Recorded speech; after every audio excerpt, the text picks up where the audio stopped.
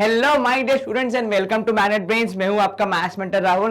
And students, इस समय आप देख रहे हैं क्लास 8 की जो हमारी टेक्स्ट बुक है एनसीईआरटी, उसकी जो बड़ी दीदी हैं, जो तब सुपीरियर हैं in terms of level of questions, toughness, concepts, आदरणीय एनसीईआरटी एग्जाम्पलर दीदी जो हैं, उनका हम वीडियोस बना रहे हैं, उन पे हम सिलेबस कवरेज कर रहे हैं। एंड अब तक हम 2 चैप्टर खत्म कर चुके हैं, मतलब आगे हम लोग और भी चैप्टर्स करेंगे। और राइट नाउ हम देख रहे हैं हमारा 5th चैप्टर, जिसका नाम है बेसिकली, क्या नाम है इसका, अंडरस्टैंडिंग क्वाड्रिलैटरल्स एंड प्रैक्टिकल ज्योमेट्री। तो 2 चैप्टर्स को मिला के ये चैप्टर बनाया गया है, जिसमें आप पढ़ते हैं दोनों क्वाड्रिलैटरल्स को भी और प्रैक्टिकल ज्योमेट्री के कॉन्सेप्ट्स को भी। इसी सीरीज के पिछले वीडियो में आपने और हमने साथ में मिलके कॉन्सेप्ट्स का रिवीजन किया था और पूरे चैप्टर के जो एग्जांपल्स थे उन सबको सॉल्व करके खत्म किया था। तो यदि आपने वो वीडियो नहीं देखा है तो प्लीज उस वीडियो को देख लीजिए। उसके 2 फायदे होंगे। पहला फायदा ये कि आपका एग्जाम कॉन्सेप्ट्स का रिवीजन हो जाएगा और एग्जाम्पल्स अगर आप सॉल्व करेंगे तो आपको समझ में आ जाएगा कि कौन कौन से क्वेश्चंस और किस टाइप के क्वेश्चंस यहाँ पे इस चैप्टर में करने को मिलेंगे। और दूसरा जो रीजन है दोस्तों, जो फायदा वो ये होगा कि पहला फायदा आपको अच्छे से मिलेगा। ठीक है, चलिए जोक्स अपार्ट, हम लोग अपना समय बर्बाद नहीं करेंगे।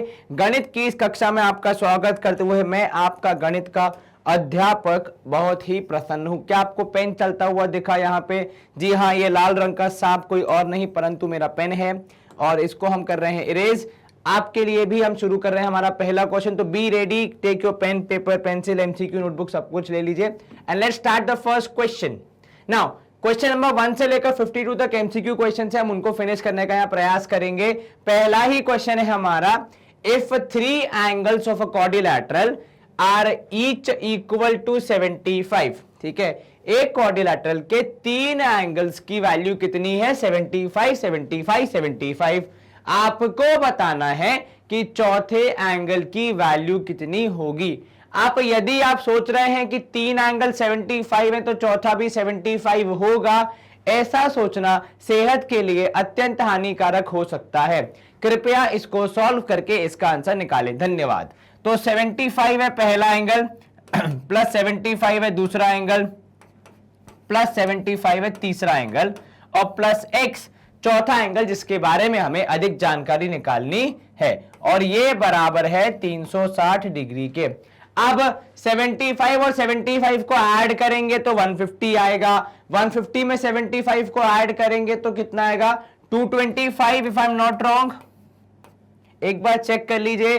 तो 5 3 15, 5 यहां 1 ऊपर और 7 3 21 22। यस, 225 डिग्री प्लस x हो जाएगा 360 के बराबर।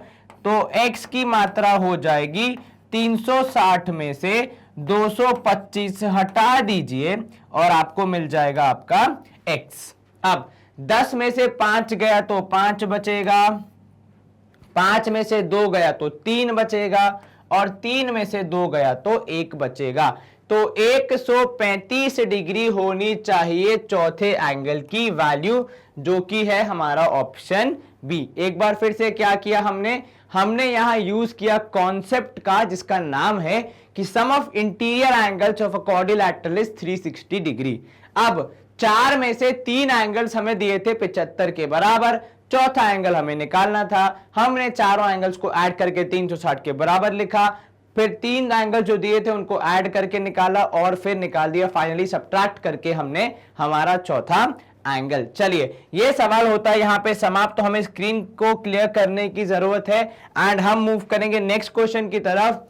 सेकेंड क्वेश्चन है हमारा, for which of the following diagonals bisect each other.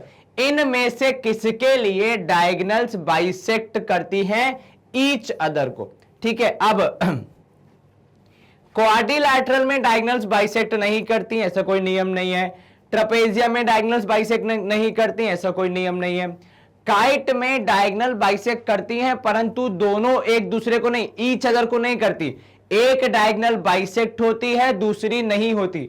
अगर मैं आपको एग्जांपल दूं तो अगर ये काइट है, ठीक है, तो काइट में क्या होता है कि ये अगर आपकी डायगोनल्स हैं तो ये वाली डायगोनल बाइसेक्ट हो रही है, ठीक है, परंतु ये वाली डायगोनल इसके बराबर नहीं होगी। ठीक है, तो काइट में एक डायगोनल बाइसेक्ट होती है, दूसरी नहीं होती है। इसीलिए हमें जब ईच अदर बोला गया है तो हमारे लिए square is the best option, क्योंकि स्क्वायर इज अ पैरेललोग्राम जिसकी डायगोनल्स एक दूसरे को बाइसेक्ट करती हैं हमेशा। काइट में क्या होता है, काइट में एक डायगोनल बाइसेक्ट होती है, दूसरी नहीं होती, इसलिए ये ऑप्शन भी हमारे लिए मान्य नहीं है। चलिए अब यहां पे हम करेंगे स्क्रीन को क्लियर। एंड थर्ड क्वेश्चन है हमारा, for which of the following all angles are equal, इनमें से किस टाइप के क्वाड्रिलैटरल के लिए सारे एंगल्स बराबर होते हैं। रोम्बस में सारी साइड्स बराबर होती हैं, एंगल्स के बारे में आप नहीं बोलते हैं। इनफैक्ट अगर किसी रोम्बस के सारे एंगल्स हो जाते हैं बराबर तो उसका नामकरण कर दिया जाता है स्क्वायर, ठीक है। ट्रेपेजियम में भी सारे एंगल्स बराबर नहीं होते और ना ही काइट में होते हैं, परंतु किंतु रेक्टेंगल में सारे एंगल्स बराबर होते हैं और अपोजिट साइड्स इक्वल होते हैं, जो कि हर पैरेललोग्राम में होता है। पर एक पैरेललोग्राम से रेक्टेंगल का सफर कैसे तय करता है एक पैरेललोग्राम, सर वो खुद के सारे एंगल्स को बराबर कर देता है, किसके, एक दूसरे के, अर्थात 90 डिग्री के। तो रेक्टेंगल के चारों एंगल्स 90 डिग्री, मतलब चारों एंगल्स बराबर। तो ये एमसीक्यू भी होता है हमारा सॉल्व। अगला प्रश्न हम देख लेते हैं, सवाल क्रमांक 4 है हमारा, for which of the following figures, मतलब इनमें से किस टाइप के क्वाड्रिलैटरल के लिए diagonals are perpendicular to each other. क्या बोला आपने, diagonals are perpendicular to each other. अब पैरेललोग्राम के डायगोनल्स बाइसेक्ट करते हैं परंतु किंतु परपेंडिकुलर नहीं होते।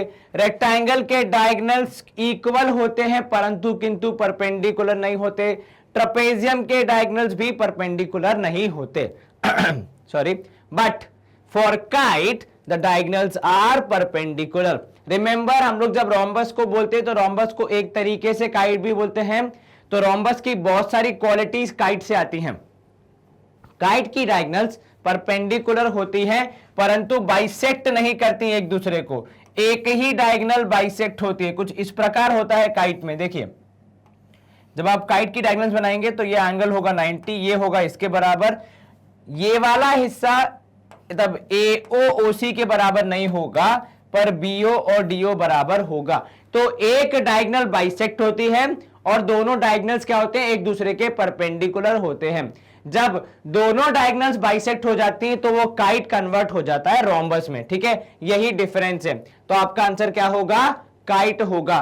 तो काइट को इतना बुरा भी मत मानिए, उसमें काफी अच्छी क्वालिटीज होती हैं, तो उसकी क्वालिटीज आपको याद रखनी चाहिए। चलिए ये सवाल होता है हमारा सॉल्व। अगला सवाल हम देख लेते हैं, सवाल क्रमांक 5 है हमारा, for which of the following figures diagonals are equal, किसके डायगोनल्स एक दूसरे के बराबर होते हैं। ट्रेपेजियम के नहीं सर, रोम्बस के नहीं सर। रोम्बस में तो डायगोनल्स क्या होते हैं, परपेंडिकुलर बाइसेक्टर होते हैं, इक्वल नहीं होते। पैरेललोग्राम नो, पैरेललोग्राम में डायगोनल्स नहीं होते इक्वल। रेक्टेंगल यस, रेक्टेंगल के दोनों डायगोनल्स एक दूसरे के बराबर होते हैं, ये आपको पता है। चलिए अगला प्रश्न सवाल क्रमांक 6 है हमारा, जो कह रहा है आपसे कि इनमें से प्रॉपर्टी, जो गिवन प्रॉपर्टीज हैं, इनमें से कौन से फिगर के लिए एप्लीकेबल हैं। All sides congruent, all angles are right angles, opposite sides are parallel. Sir congruent का मतलब सारी साइड्स बराबर, तो इक्वल को मैथमेटिक्स में, तब मैथमेटिक्स की जो कविता होती है, अब कविता में होता क्या है कि जो साधारण सी चीज है उसको भी काफी अच्छे से बताया जाता है, उसी तरीके से इक्वल को भी जब आप अच्छे से बोलते हैं तो आप क्या बोलते हैं, कॉन्ग्रुएंट बोलते हैं, ठीक है।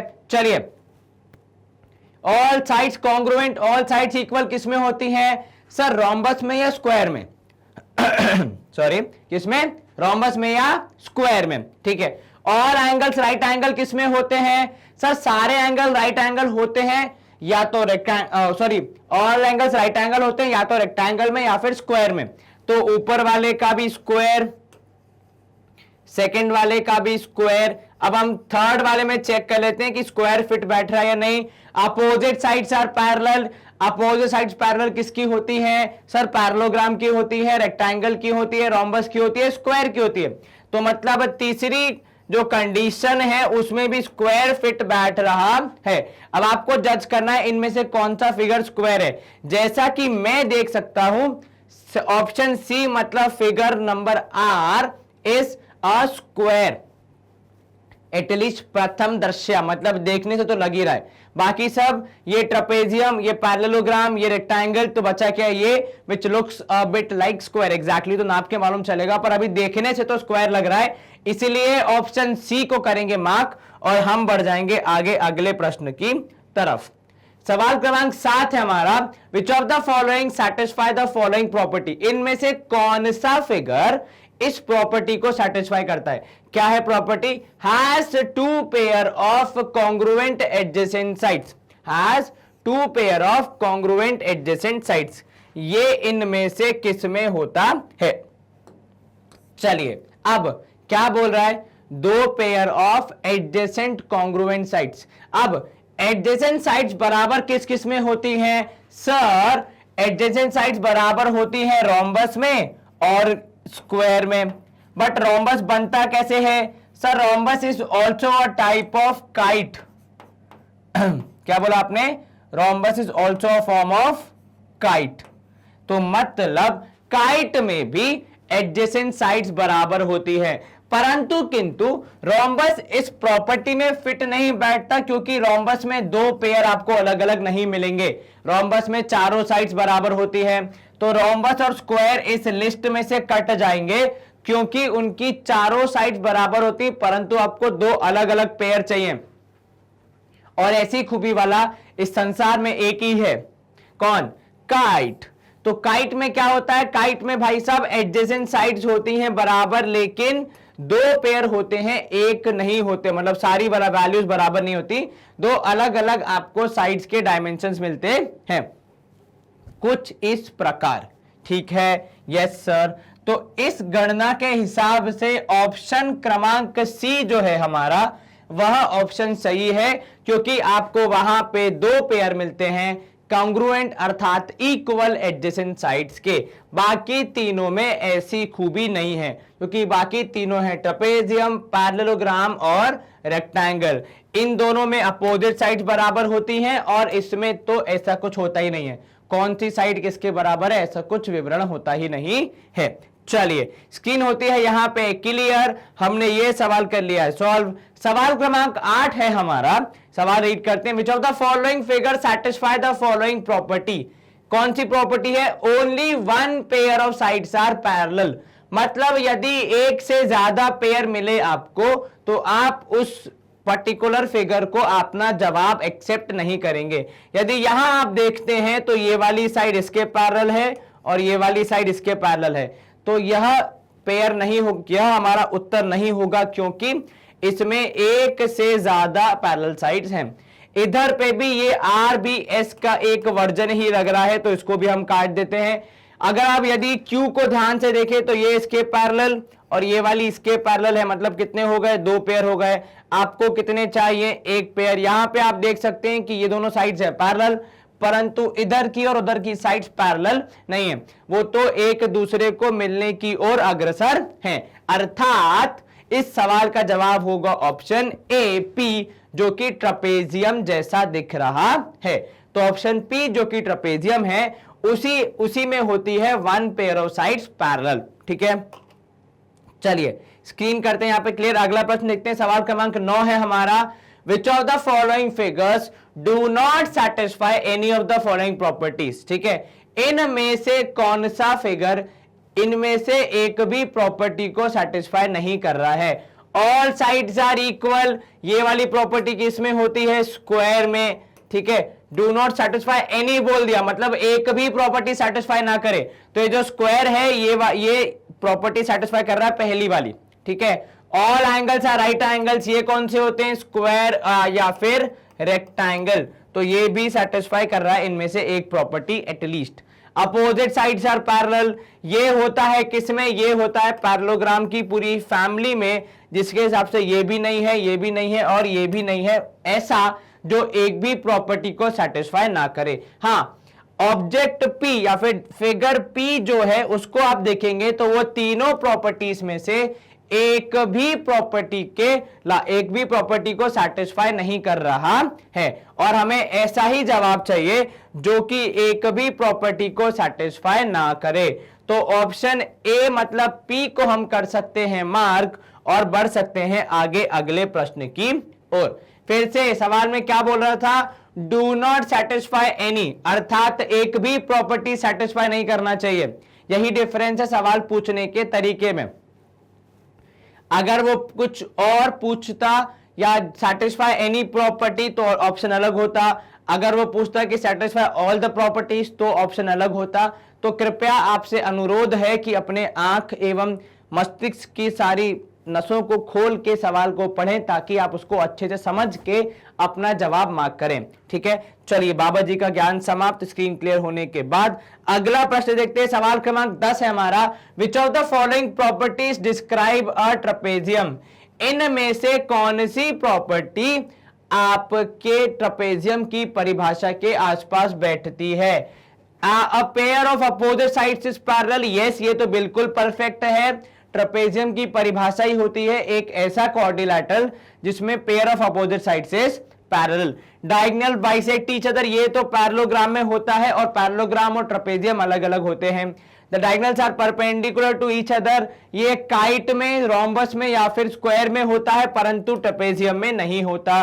डायगोनल्स आर इक्वल, ये केवल रेक्टेंगल और स्क्वायर में होता है इसलिए ये ट्रेपेजियम में नहीं होता। तो ऑप्शन ए सबसे ठीक ऑप्शन लग रहा है इसलिए हमने उसको मार्क किया था ऑप्शन ए को। और हम बढ़ रहे हैं आगे अगले प्रश्न की ओर। सवाल क्रमांक 11 है हमारा, which of the following is a property of parallelogram, इनमें से कौन सी प्रॉपर्टी पैरेललोग्राम को परफेक्टली फिट बैठ रही है। Opposite sides are parallel, yes ये फिट बैठ रही है। ठीक है, हम बाकी की भी देख लेते हैं। The diagonals bisect each other at right angles, no this doesn't happen in every parallelogram, her parallelogram में ऐसा नहीं होता। एक स्पेशल कैटेगरी ऑफ पैरेललोग्राम है जिसमें ये जो प्रॉपर्टी है वो सिद्ध होती है, जिनको हम कहते हैं रोम्बस या स्क्वायर, तो वो अलग हो जाते हैं। परंतु हमें संपूर्ण पैरेललोग्राम का जो परिवार है, जो कुटुंब है, उसके बारे में बात करनी है। और क्योंकि सब में यह प्रॉपर्टी नहीं लगती इसे हम इसलिए ट्रू नहीं मान सकते। The diagonals are perpendicular to each other, ये भी एक स्पेसिफिक उसमें होती है, क्या नाम है उसका, फैमिली ऑफ ट्रेपेज, उसमें पैरेललोग्राम्स में जिसको बोलते हैं रेक्टेंगल या सॉरी रोम्बस या स्क्वायर, वही परपेंडिकुलर होती हैं और वही बाइसेक्ट भी करती हैं। तो ये जवाब भी गलत है। ऑल एंगल्स आर इक्वल, ये भी हर पैरेललोग्राम में नहीं होता, सिर्फ एक स्पेशल कैटेगरी ऑफ पैरेललोग्राम में होता है जिनका नाम है रेक्टेंगल या फिर स्क्वायर। तो इसीलिए ऑप्शन ए मतलब अपोजिट साइड्स आर पैरेलल, ये बेस्ट फिट होता है सारे पैरेललोग्राम के लिए। तो आपको वो प्रॉपर्टी बतानी होती है जो सारे पैरेललोग्राम में लगे। ठीक है, अगर किसी स्पेसिफिक टाइप ऑफ पैरेललोग्राम में लग रहा है तो वो सबके लिए एप्लीकेबल नहीं है, इसलिए वो हमारा जवाब नहीं हो सकती। इसीलिए हमने यहां पे 3 ऑप्शंस को रिजेक्ट कर दिया क्योंकि वो तीनों ऑप्शंस कुछ स्पेसिफिक पैरेललोग्राम के लिए सही है, संपूर्ण पैरेललोग्राम के परिवार के लिए, के जगत के लिए सही नहीं है। चलिए अगला सवाल, सवाल क्रमांक 12 है हमारा, what is the maximum number of obtuse angles that a quadrilateral can have. अब ये कैसे सॉल्व करेंगे, देखिए अब क्या बोल रहा है आपसे कि क्वाड्रिलैटरल के एंगल्स की बात कर रहा है। क्वाड्रिलैटरल के एंगल्स का सम हम सबको पता है, यस सर सम होता है 360 डिग्री। ठीक है, अब ऑब्ट्यूज एंगल की परिभाषा क्या होती है सर, ऑब्ट्यूज एंगल की परिभाषा होती है कि वो 90 से बड़ा होगा और 180 से छोटा होगा। ठीक है, अब हमारे पास एंगल कितने होते हैं सर, 4 होते हैं, बिल्कुल ठीक। मैं ले रहा हूं सबसे लाइक मैक्सिमम और वो what do call it case, जहां पे आप ऑप्टिमिज्म वाला केस, जहां पे मैं बोल रहा हूं कि भाई साहब चारों एंगल ऑब्ट्यूज रख दीजिए। क्या बोला मैंने, चारों एंगल ऑब्ट्यूज रख दीजिए। और सबसे छोटा मतलब एकदम सिंपल भाषा में अगर हम अब्ज्यूम करें कि एकदम छोटा ऑब्ट्यूज एंगल तो 91 डिग्री ऑब्ट्यूज एंगल होगा। यस सर, अब यदि मैं 91 डिग्री को 4 बार ऐड कर दूंगा तो मेरा जवाब हो जाएगा 364 डिग्री। यह सरासर वॉयलेशन है किसका, इस नियम का कि sum of quadrilateral, sum of interior angles of a quadrilateral is 360 degree. कितने डिग्री से है वॉयलेशन, 4 डिग्री से। मतलब चारों ऑब्ट्यूज एंगल्स होना पॉसिबल नहीं है। ठीक है, क्या 3 ऑब्ट्यूज एंगल हो सकते हैं, उसको हम चेक कर लेते हैं। तो 3 ऑब्ट्यूज एंगल मतलब 91, 91, 91, और चौथा हमने ले लिया कितना, थोड़ा सा कम ले लिया, 80s में ले लिया मान लीजिए। तो 91 ये होगा, कितना हो गया, 9 9 जा 9 और 9 89, 273। ठीक है, और 360 में से 273 माइनस करोगे तो कितना बचेगा सर, ये हो जाएगा 35, और यहां पे 10 में से 3 गया 7, 27, 87 डिग्री हो जाएगा सर। तो 87 डिग्री हो गया एक्यूट, क्योंकि एक्यूट एंगल की परिभाषा होती है क्या, वह एंगल जो कि कितना हो, 90 से कम होता है। तो बाकी तीनों एंगल 90 से ज्यादा हो गए। तो मतलब हम ये आसानी से बोल सकते हैं, कि 3 मैक्सिमम हो सकते हैं, क्योंकि 3 मैक्सिमम हमने करके दिखा दिए। 4 मैक्सिमम नहीं हो सकते क्योंकि सम हो जाएगा 360 के ऊपर। ठीक है, और ऐसा नहीं कि आप 91 पे रहेंगे, आप इसको आगे भी बढ़ा सकते हैं। और बैलेंस कहां से करेंगे, ये जो 87 है ये एक्यूट में है ना हमारे पास, अब इसको तो आप 87 से नीचे ले जाके कहां तक ले जा सकते हैं, 30, 20, तो वो जो भी एक्स्ट्रा आएगा उसको आप इन तीनों में डाल के इसको बढ़ा सकते हैं, ऐसी कोई समस्या नहीं है। तो कुल मिला के कितने हो सकते हैं मैक्सिमम ऑब्ट्यूज एंगल्स, 3 हो सकते हैं। जैसे ही आप 4 ऑब्ट्यूज एंगल लेने जाएंगे आपका सम 360 के आगे बढ़ जाएगा, इसलिए आप उसको नहीं लगा पाएंगे, क्योंकि किसी भी क्वाड्रिलैटरल में सम एट कितना होता है, फिक्स होता है 360 डिग्री, उससे ज्यादा भी नहीं उससे कम भी नहीं। तो मेरे हिसाब से जवाब होगा 3।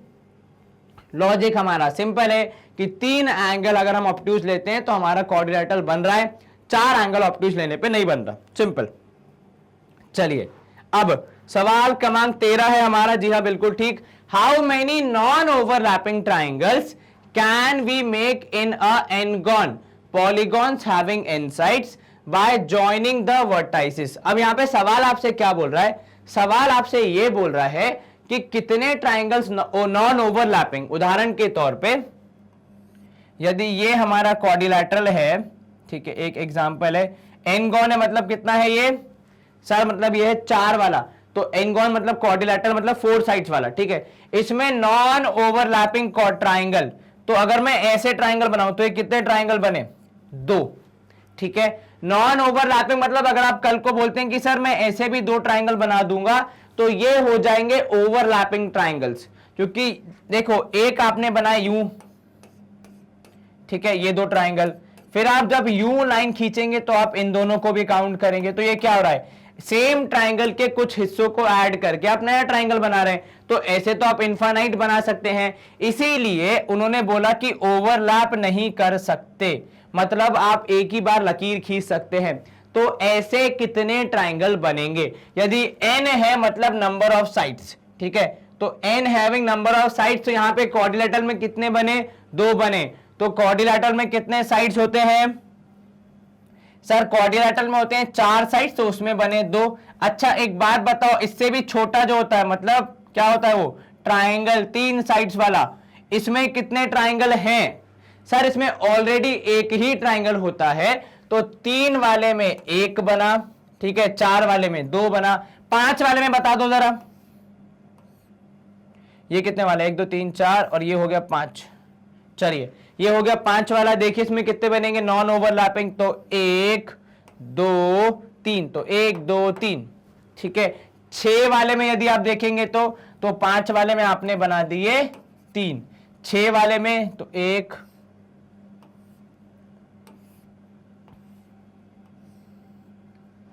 तो इसमें बनेंगे देखो यहां पे ये 1 2 3, अब देखो कितने बन गए, 1 2 3 4, कितने बन गए 4, तो 6 वाले में 4। अच्छा एक बात बताओ सर, ऐसे क्या हर एक में हम काउंट करते रहेंगे, नहीं यार बिल्कुल नहीं काउंट करेंगे, हमारे पास इतना समय थोड़ी है, हम तो बड़े व्यस्त व्यक्ति हैं भाई, दुनिया में कितनी पढ़ाई करनी, कितने सारे काम करने। तो आपने सम ऑफ इंटीरियर एंगल्स का फॉर्मूला पढ़ा है क्या? हाँ sir, sum of interior angles का फॉर्मूला होता है n-2 इंटू 180 डिग्री। अच्छा एक बात बताओ, इसको 180 से ही क्यों मल्टीप्लाई किया, क्यों 360 से नहीं, 200 से नहीं, 140 से नहीं? क्योंकि 180 होता है एक ट्रायंगल के एंगल्स का सम, ठीक है, और n-2 ये बताता है कि कितने ऐसे ट्राइंगल बनेंगे जो उसका हिस्सा किसी ने भी ओवरलैप ना किया हो या किसी और ने भी ना दोबारा गिना हो। तो ये जो n-2 होता है ये रिप्रेजेंट करता है नंबर ऑफ ट्रायंगल्स। उदाहरण के तौर पे ट्रायंगल में एक ट्रायंगल, क्वाड्रिलैटरल में दो triangle, what do call it, pentagon में तीन ट्रायंगल, हेक्सागन में चार ट्रायंगल, हेप्टागन में कितने बनेंगे, पांच ट्रायंगल, ऑक्टागन में 6 ट्रायंगल। इस तरीके से ही आप सम निकालते हैं।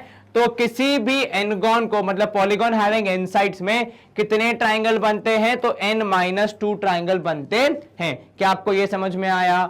Yes sir. कहीं कोई शंका मन में? Yes sir. और इसी बेसिस पे ये ट्रायंगल कितने बनेंगे, उसी बेसिस पे हमारा फॉर्मूला बनता है कि n-2 इंटू 180। 180 हो गया एक ट्रायंगल का सम, ठीक है, और n-2 हो गया कितने ट्रायंगल्स बन रहे हैं। चलिए स्क्रीन करें क्लियर। अगला प्रश्न देख लेते हैं। सवाल क्रमांक 14 है हमारा, what is the sum of all the angles of a pentagon. ये तो बहुत ही आसान सवाल है। अभी हमने लिखा था हमारा फॉर्मूला कि सम का फॉर्मूला होता है कितना सर, n-2 इंटू 180 डिग्री। तो मतलब पेंटागन में 5 साइड्स, तो 5-2 इंटू 180 अर्थात 3 इंटू 180। जब आप इसको मल्टीप्लाई करेंगे तो 8 तिया 24, 4 यहां 2 ऊपर, 3 1 जा 3 4 5, 540 आना चाहिए। Yes sir. कहीं कोई शंका मन में? नहीं सर। तो 540 अर्थात ऑप्शन सी हो जाएगा हमारा आंसर। आया ना क्विक रिवीजन? ये ट्रायंगल का होता है, ये क्वाड्रिलैटरल का होता है। ऑप्शन डी 720 ये किसका होता है, ये आप मुझे बताएंगे एज अ होमवर्क। चलिए यहां पे होता है स्क्रीन क्लियर एंड हम मूव करेंगे अगले प्रश्न की ओर। सवाल क्रमांक 15 है हमारा, all the angles of hexagon. Low homework का सवाल तो इधर ही आ गया। हेक्सागन में कितने एंगल, कितने साइड्स होते हैं? 6। क्या होता है सम का formula? Sir sum of interior angles का फॉर्मूला होता है n-2 into 180 degree.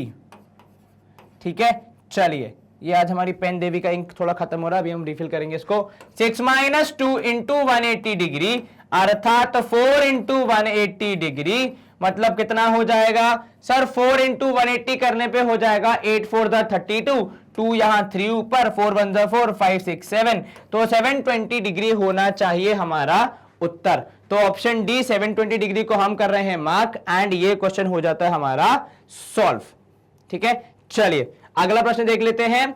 If two adjacent angles of a parallelogram are 5x - 5 and 10x + 35, the ratio of these angles. तो पहले तो इसमें एडजेसेंट एंगल्स निकालने पड़ेंगे, उसके बाद तो हम इसको कर पाएंगे। अब एडजेसेंट एंगल्स निकालने का तरीका क्या है, तो जितना कि मुझे याद है एडजेसेंट एंगल्स के बारे में जो प्रॉपर्टी हमें पता है पैरेललोग्राम में, वो ये होती है कि एडजेसेंट एंगल्स का सम कितना होता है सर, 180 डिग्री। अर्थात इन दोनों एंगल्स को जोड़ने पे, किन दोनों एंगल्स को, इन दोनों एंगल्स को जोड़ने पर आपको मिलेगा, मतलब 5x - 5 और 10x + 35 को जोड़ने पे आपको मिलेगा 180 डिग्री। क्या इसमें कोई दिक्कत? नहीं सर, क्योंकि adjacent angles of a parallelogram are supplementary. आप जब आप एंगल्स निकालेंगे तभी तो रेशियो निकाल पाएंगे। Yes sir. तो यहां पे होगा 5x + 10x मतलब कितना सर, 5 और 10 हो गया 15। बहुत तेज गणित है आप लोगों का। और सर -5 + 35 हो जाएगा +30, बिल्कुल ठीक। और ये दोनों मिला के हो जाएंगे किसके बराबर, 180 के बराबर। अब 15x हो गया 180 - 30 और 15x हो गया कितना, 150। तो x हो जाएगा 150 डिवाइड बाय 15 अर्थात 10। अब अगर x की वैल्यू 10 है तो एंगल निकालना अभी बाकी है।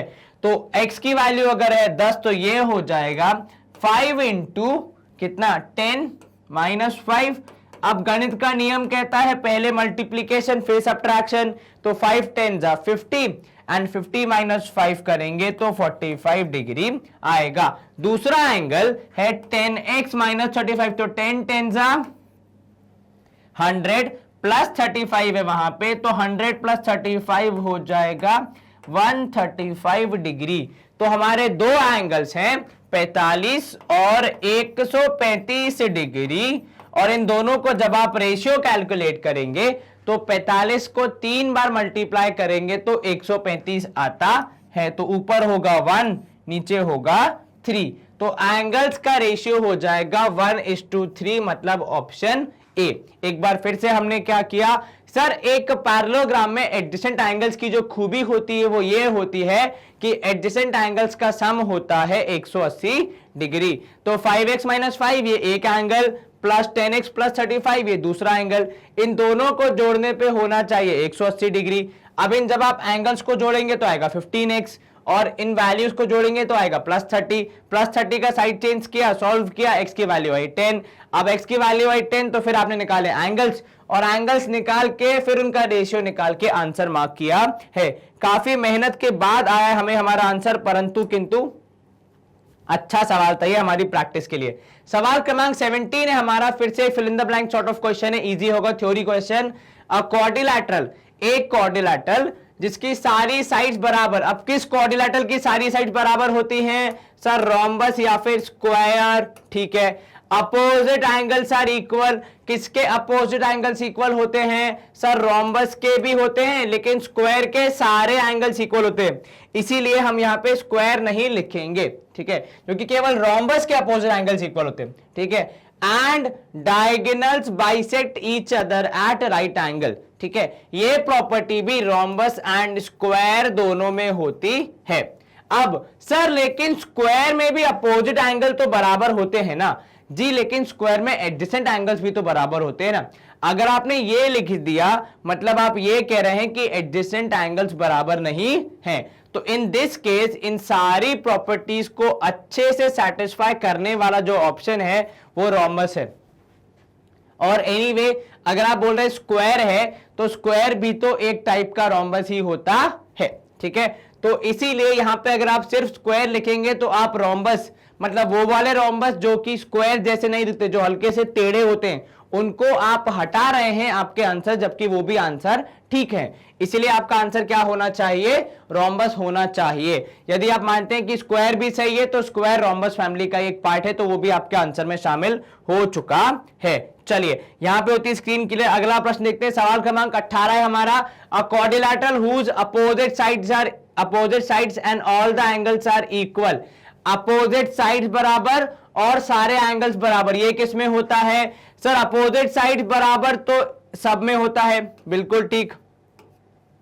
सारे एंगल बराबर सर, सारे एंगल बराबर पैरेललोग्राम और रोम्बस में नहीं होते, तो पैरेललोग्राम और रोम्बस में सारे एंगल बराबर नहीं होते।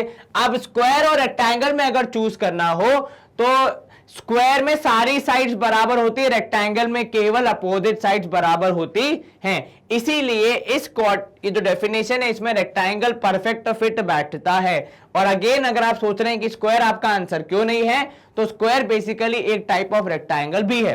तो जब आप रेक्टेंगल मार्क कर रहे हैं तो उसमें आपने स्क्वायर्स को शामिल कर लिया है, तो अलग से मार्क करने की जरूरत नहीं है। चलिए अब 19th सवाल, a quadrilateral whose all sides diagonals and angles are equal, सारे साइड्स बराबर, डायगोनल्स भी बराबर और एंगल्स भी बराबर, ये किसमें होता है सर, इसमें सारी साइड्स बराबर, डायगोनल्स बराबर, एंगल्स बराबर, ठीक है। ट्रेपेजियम में ना साइड बराबर, ना एंगल्स बराबर, ना डायगोनल्स बराबर, ठीक है। रेक्टेंगल में साइड्स बराबर नहीं है, डायगोनल्स बराबर हैं और एंगल्स बराबर हैं। रोम्बस में साइड्स बराबर हैं, डायगोनल्स बराबर नहीं है, एंगल्स भी बराबर नहीं है। तो जैसा कि 3 टिक मतलब तीनों पैरामीटर पे परफेक्ट फिट बैठ रहा है स्क्वायर, तो वही होगा हमारा आंसर। क्या आपको ये समझ में आया? यस सर, आसानी से हो गया सॉल्व। Yes sir. सवाल क्रमांक 20 है हमारा, how many diagonal does a hexagon have.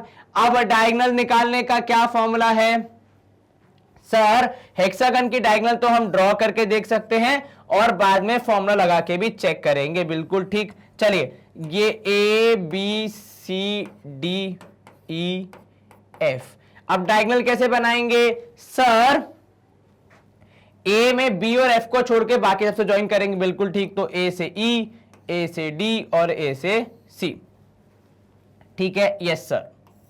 चलिए बी से देख लेंगे, तो बी से एफ, बी से ई और बी से डी, तो 3 बन गई ए से, 3 बन गई बी से, ठीक है। उसके बाद सी से देख लेंगे अगर, तो सी से बी और डी ज्वाइन नहीं होगा क्योंकि वो कंसेक्यूटिव पॉइंट्स है, तो वहां पे डायगोनल नहीं बनती है।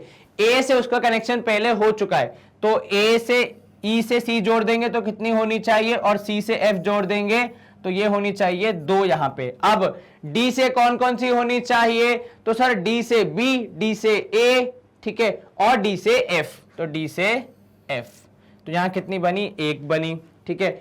ई से सर, ई से ए, ई से बी, ई से सी, और तीनों बनी हुई है पहले से, तो उसको हम काउंट नहीं कर सकते। इसके अलावा एफ से, तो एफ से बी, एफ से सी और एफ से डी, वो भी तीनों बनी हुई हैं। तो 3 3 6 2 8 1 9, 9 डायगोनल्स। और फॉर्मूला क्या होता है सर, फॉर्मूला होता है n into n minus 3 upon 2, मतलब 6 इंटू 6 माइनस 3 अर्थात 3 अपॉन 2, दैट इज 9 डायगोनल्स होती है। चलिए, तो फॉर्मूले से भी आंसर 9, ड्रॉ करके देख लिया तो भी आंसर 9, तो ऑप्शन ए कर देंगे हम मार्क। क्या रखेंगे हम फॉर्मूला नंबर ऑफ डायगोनल्स का, n into n minus 3 upon 2। Formula किस बेसिस पे है कि किसी भी पॉइंट से आप तीन पॉइंट पे डायगोनल नहीं जाएगी। कौन कौन से पॉइंट पे सर, एक तो वो स्वयं पॉइंट, दूसरा एक इधर का पॉइंट और एक इधर का पॉइंट, तो इन तीनों पे डायगोनल नहीं जाएगी, बाकी सारे पॉइंट्स पे डायगोनल जा सकती है। तो ये हो गए कितने जगह पे डायगोनल जाएगी, ठीक है, और ये हो गया किस किस जगह से डायगोनल शुरू होगी, मतलब एक बार ए से बी से सी से सबसे बनेगी ना डायगोनल, और डिवाइड बाय 2 क्योंकि डबल काउंटिंग हो जाती है। जो डायगोनल ए से ई जाएगी वही डायगोनल ई से ए जाएगी। तो जब आप ऐसे काउंटिंग कर रहे हैं n इंटू n माइनस 3, आप एक ही डायगोनल को 2 बार काउंट कर रहे हैं, इसलिए डिवाइड बाय 2 करके हम उसको बैलेंस करते हैं। क्या आपको ये समझ में आया? Yes sir. चलिए अगला प्रश्न सवाल क्रमांक 21 है हमारा, if the adjacent sides of a parallelogram are equal then the parallelogram is, यदि पैरेललोग्राम की एडजेसेंट साइड्स बराबर हो जाती हैं तो वो क्या बन जाता है, रेक्टेंगल बन जाता है क्या? नहीं सर। ट्रापेजियम बन जाता है? नहीं सर। रोम्बस? Yes sir. अगर एडजेसेंट साइड बराबर हो गई तो सारी साइड्स हो जाएंगी बराबर। और स्क्वायर, क्योंकि रोम्बस फैमिली का पार्ट है इसलिए हम उसको अलग से मार्क नहीं करेंगे और रोम्बस को हमारे आंसर में मार्क करके आगे बढ़ जाएंगे। स्क्वायर यहां पे गलत आंसर नहीं है, लेकिन रोम्बस यहां पे बेटर आंसर है क्योंकि square is a part of the rhombus family. तो रोम्बस अगर ये है तो ये स्क्वायर है, ठीक है। तो जब आप स्क्वायर मार्क कर रहे हैं तो ये जो बाहर रोम्बस है जो कि स्क्वायर के जैसे नहीं दिखते, इनको आप बोल रहे हैं कि नहीं आप इस प्रॉपर्टी के लायक नहीं है, जबकि ऐसा नहीं है, वो सारी वो प्रॉपर्टी को फॉलो तो कर रहे हैं, ठीक है। चलिए ऑप्शन क्रमांक सवाल क्रमांक 22 है हमारा, if the diagonals of a quadrilateral are equal and bisect each other, ठीक है। डायगोनल्स इक्वल भी हैं और बाइसेक्ट भी कर रही हैं। कहीं पे भी परपेंडिकुलर वर्ड नहीं लिखा है या 90 डिग्री नहीं लिखा है, मतलब रोम्बस या स्क्वायर नहीं है। स्क्वायर हो सकता है पर रोम्बस तो पक्का नहीं है, ठीक है। चलिए, क्योंकि अगर 90 डिग्री आएगा तो रोम्बस की पिक्चर आती है, तो रोम्बस समझ में आता है, तो रोम्बस नहीं है। अब डायगोनल्स इक्वल पैरेललोग्राम में भी नहीं होती, रेक्टेंगल और स्क्वायर में क्या बच गया? हमारे लिए बेटर ऑप्शन है रेक्टेंगल, क्योंकि फिर से square is a part of rectangle family. तो इन प्रॉपर्टीज को यूज करने वाले या इन प्रॉपर्टीज पे खरा उतरने वाले बहुत सारे रेक्टेंगल्स हैं जो कि स्क्वायर नहीं है। तो जब आप स्क्वायर मार्क करते तो आप उन रेक्टेंगल्स को बोल रहे हैं कि नहीं आप इस प्रॉपर्टी के लायक नहीं है, जो कि गलत हो जाएगा क्योंकि वो रेक्टेंगल्स भी प्रॉपर्टी तो फॉलो कर रहे हैं। तो इसलिए squares are a part of rectangle family when it comes to following this property. इस प्रॉपर्टी को चेक करते समय स्क्वायर रेक्टेंगल फैमिली के पार्ट ही हैं, तो इसलिए उनको मार्क करना गलत होगा, इनकम्प्लीट होगा। चलिए अगला सवाल, सवाल क्रमांक 23, the sum of all exterior angles of a triangle is, अब चाहे ट्रायंगल हो, क्वाड्रिलैटरल हो, पेंटागन है, हेक्सागन हो या फिर डेकागन हो, कितना भी बड़ा गन हो, उन सब के एक्सटीरियर एंगल्स का सम फिक्स होता है कितना? 360 डिग्री। और ये हमें हमेशा याद रहना चाहिए। इंटीरियर एंगल्स का सम कम ज्यादा होता है depending on number of sides, पर एक्सटीरियर एंगल का सम हमेशा फिक्स रहता है कितना? 360 डिग्री। तो ये हो गया हमारा सवाल क्रमांक 23 भी समाप्त। सवाल क्रमांक 24 है हमारा, which of the following is an equi angular and equilateral polygon, इनमें से कौन सा पॉलीगॉन इक्वी एंगुलर मतलब बराबर एंगल्स वाला, तो मैं लिख रहा हूं यहां पे बराबर या फिर इक्वल एंगल्स, ठीक है, और साथ ही साथ इक्विलैटरल मतलब क्या हो गया, बराबर या फिर इक्वल साइड्स।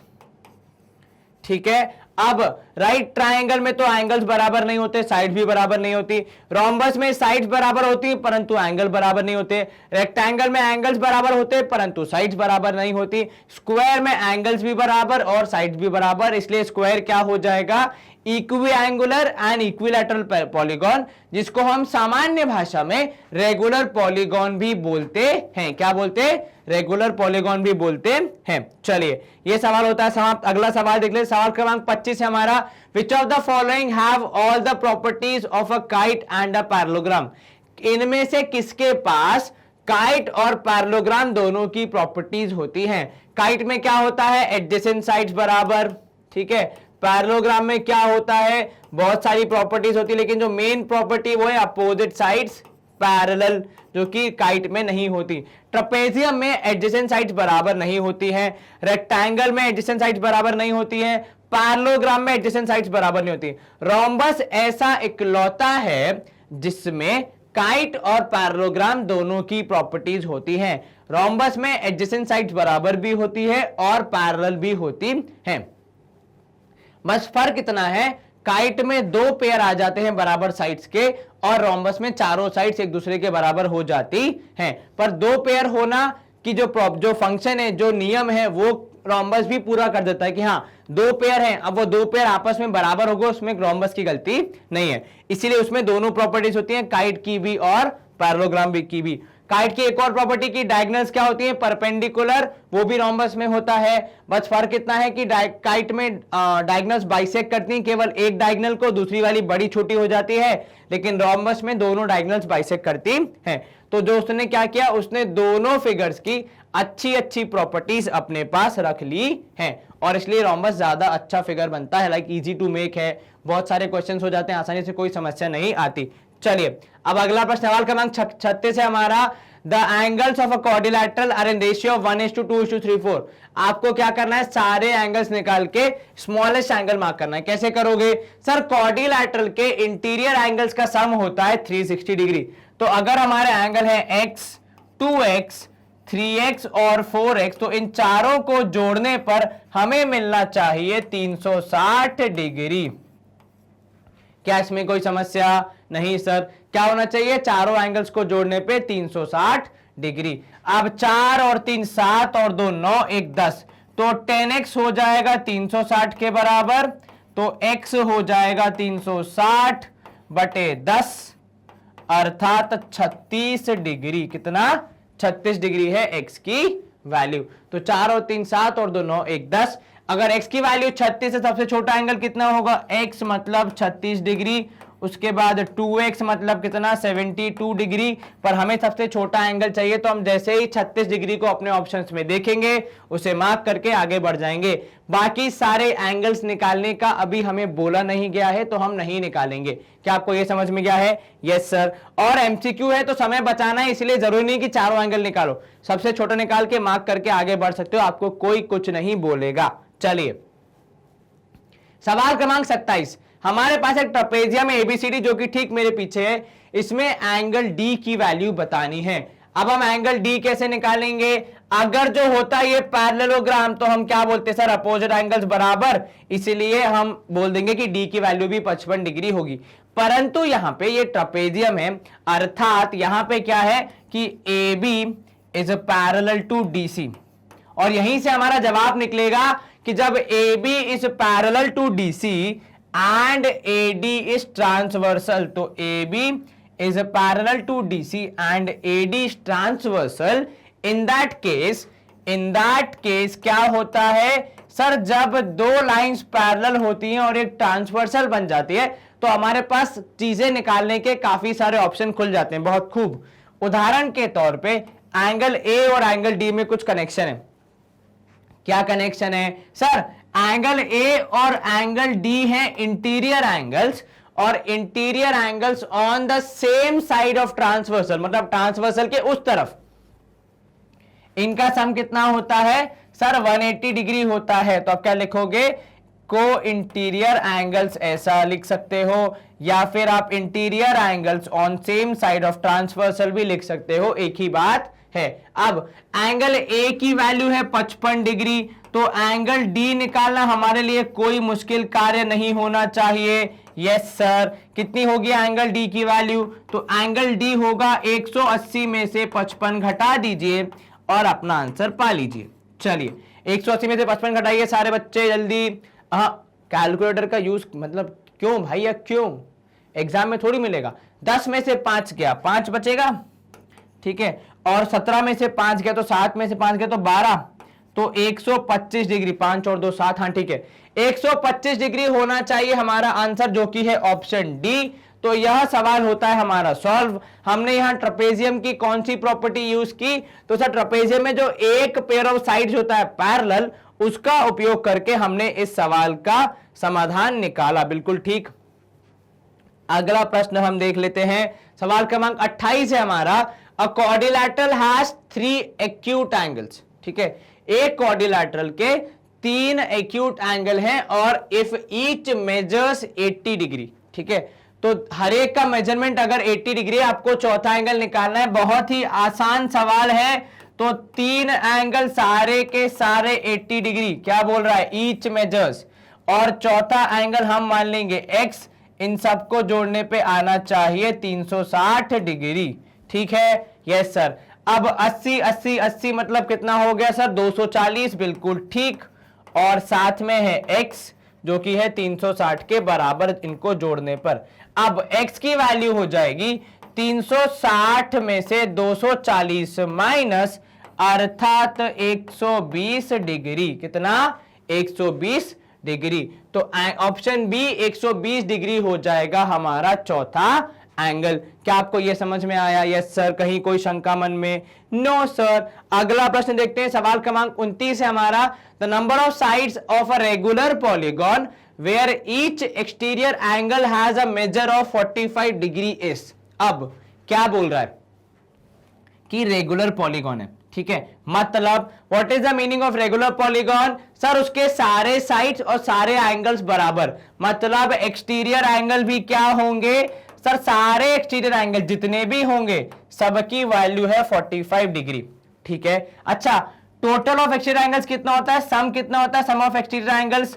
तो sir sum of exterior angles होता है हमेशा किसी भी पॉलीगॉन में 360 डिग्री फिक्स, बिल्कुल ठीक। अब अगर मुझे सम पता है, ठीक है, और नंबर ऑफ साइड्स पता है, तो क्या आप मुझे बता सकते हैं what is the formula to find out the measure of exterior angle? Yes sir. Sir measure of exterior angle का फॉर्मूला होगा, मेजर ऑफ एक्सटीरियर एंगल का फॉर्मूला होगा कि 360 है टोटल, यस सर, और कितने हिस्से करने, तो n हिस्से करने हैं, इसलिए डिवाइड बाय n, जितने हिस्से करने होंगे उतनों से डिवाइड करोगे। तो सर मेजर दिया है 45, हमें पता लगाना है n, थोड़ा सा उल्टा कार्य करना है अब की बार। अब n जो यहां डिवाइड कर रहा है वो क्या करेगा, साइड चेंज करेगा तो मल्टीप्लाई करेगा, और ये हो जाएगा 360 के बराबर। n की वैल्यू कितनी, तो सर n की वैल्यू होगी 360 डिवाइड बाय 45, क्योंकि यहां जो 45 मल्टीप्लाई कर रहा है वो साइड चेंज करेगा तो डिवाइड करेगा, तो n की वैल्यू हो जाएगी, करो यहां पे, तो सर 9 4 जा 36 और 9 5 जा 45, 5 1 जा 5, 5 8 जा 40, तो n की वैल्यू आ गई 8। 45 8 जा इज ऑल्सो 360 डिग्री, तो n की वैल्यू है 8, मतलब ऑप्शन ए को हम कर देंगे मार्क एज आर आंसर। तो इसी के साथ ये वाला सवाल होता है हमारा सॉल्व। हम कर रहे हैं स्क्रीन को क्लियर एंड मूव कर रहे हैं अगले प्रश्न की ओर। सवाल क्रमांक 30 है हमारा। In a parallelogram PQRS if angle P is 60 degree, क्या है एंगल P 60 डिग्री के बराबर है, देन अदर 3 एंगल्स आर, आपको बाकी तीनों बताने हैं। अब पैरेललोग्राम में कितने एंगल होते हैं, 4, और पैरेललोग्राम में प्रॉपर्टी क्या होती है कि अपोजिट एंगल्स होते हैं बराबर और एडजेसेंट एंगल्स होते हैं सप्लीमेंट्री। दो प्रॉपर्टीज कौन कौन से सर, अपोजिट एंगल्स बराबर, तो इसके हिसाब से P के अपोजिट कौन सा एंगल होगा, R होगा, तो एंगल आर की वैल्यू लिख दूं मैं 60 डिग्री। क्या कोई समस्या अब तक? नहीं सर। क्या बोला मैंने? क्योंकि अपोजिट एंगल बराबर होते हैं और P के अपोजिट होगा एंगल R। आप चाहिए तो ड्रॉ करके देख सकते हैं कुछ इस तरह से। अगर आप पैरेललोग्राम बनाएंगे तो P Q R S, तो एंगल P के अपोजिट है R। इसके अलावा जो दूसरी प्रॉपर्टी एंगल्स के बारे में है हमारे पास वो ये है कि एडजेसेंट एंगल्स आर सप्लीमेंट्री अर्थात 180 डिग्री। मतलब एडजेसेंट एंगल्स को जोड़ने पे कितना आता है? 180 डिग्री आता है। अब यदि एक एंगल है 60 और दूसरा आपको निकालना है तो हम इनको ऐड करके 180 के बराबर लिख देंगे। Yes sir. एंगल Q की वैल्यू कितनी? सर 180 में से 60 घटाइए तो आपको आपका आंसर मिल जाएगा, मतलब 120 डिग्री। कितनी है एंगल Q की वैल्यू? 120 डिग्री। अब यदि Q 120 है तो S क्या होगा? तो सर S भी हो जाएगा Q का अपोजिट, मतलब 120 डिग्री। तो आपके एंगल हो गए 60 120 120 अर्थात ऑप्शन बी। क्या आपको यह समझ में आया? Yes sir. यदि आप ये सवाल पूरा सॉल्व नहीं भी करते तो भी आपको ये तो पता था कि ऑप्शन डी और ऑप्शन ए आपका आंसर नहीं हो सकते, क्योंकि भाई पैरेललोग्राम में अपोजिट एंगल बराबर होते हैं तो एटलीस्ट एक एंगल तो 60 के बराबर होगा। अब आपने फिर बाकी दोनों एंगल निकाल के थोड़ी मेहनत तो करनी पड़ेगी। ठीक है, चलिए स्क्रीन क्लियर। अगला प्रश्न देख लेते हैं। सवाल क्रमांक 31 है हमारा। If two adjacent angles of a parallelogram are in ratio of 2:3 then find the measure of angles. अब आपको एंगल्स का रेशियो दिया है। कैसे एंगल्स है? Adjacent angles.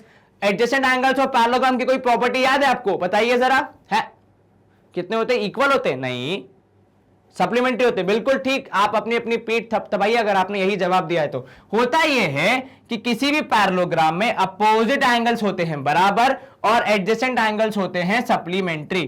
तो मैं यहां पे लिख रहा हूं कि ADJ अर्थात एडजेसेंट एंगल्स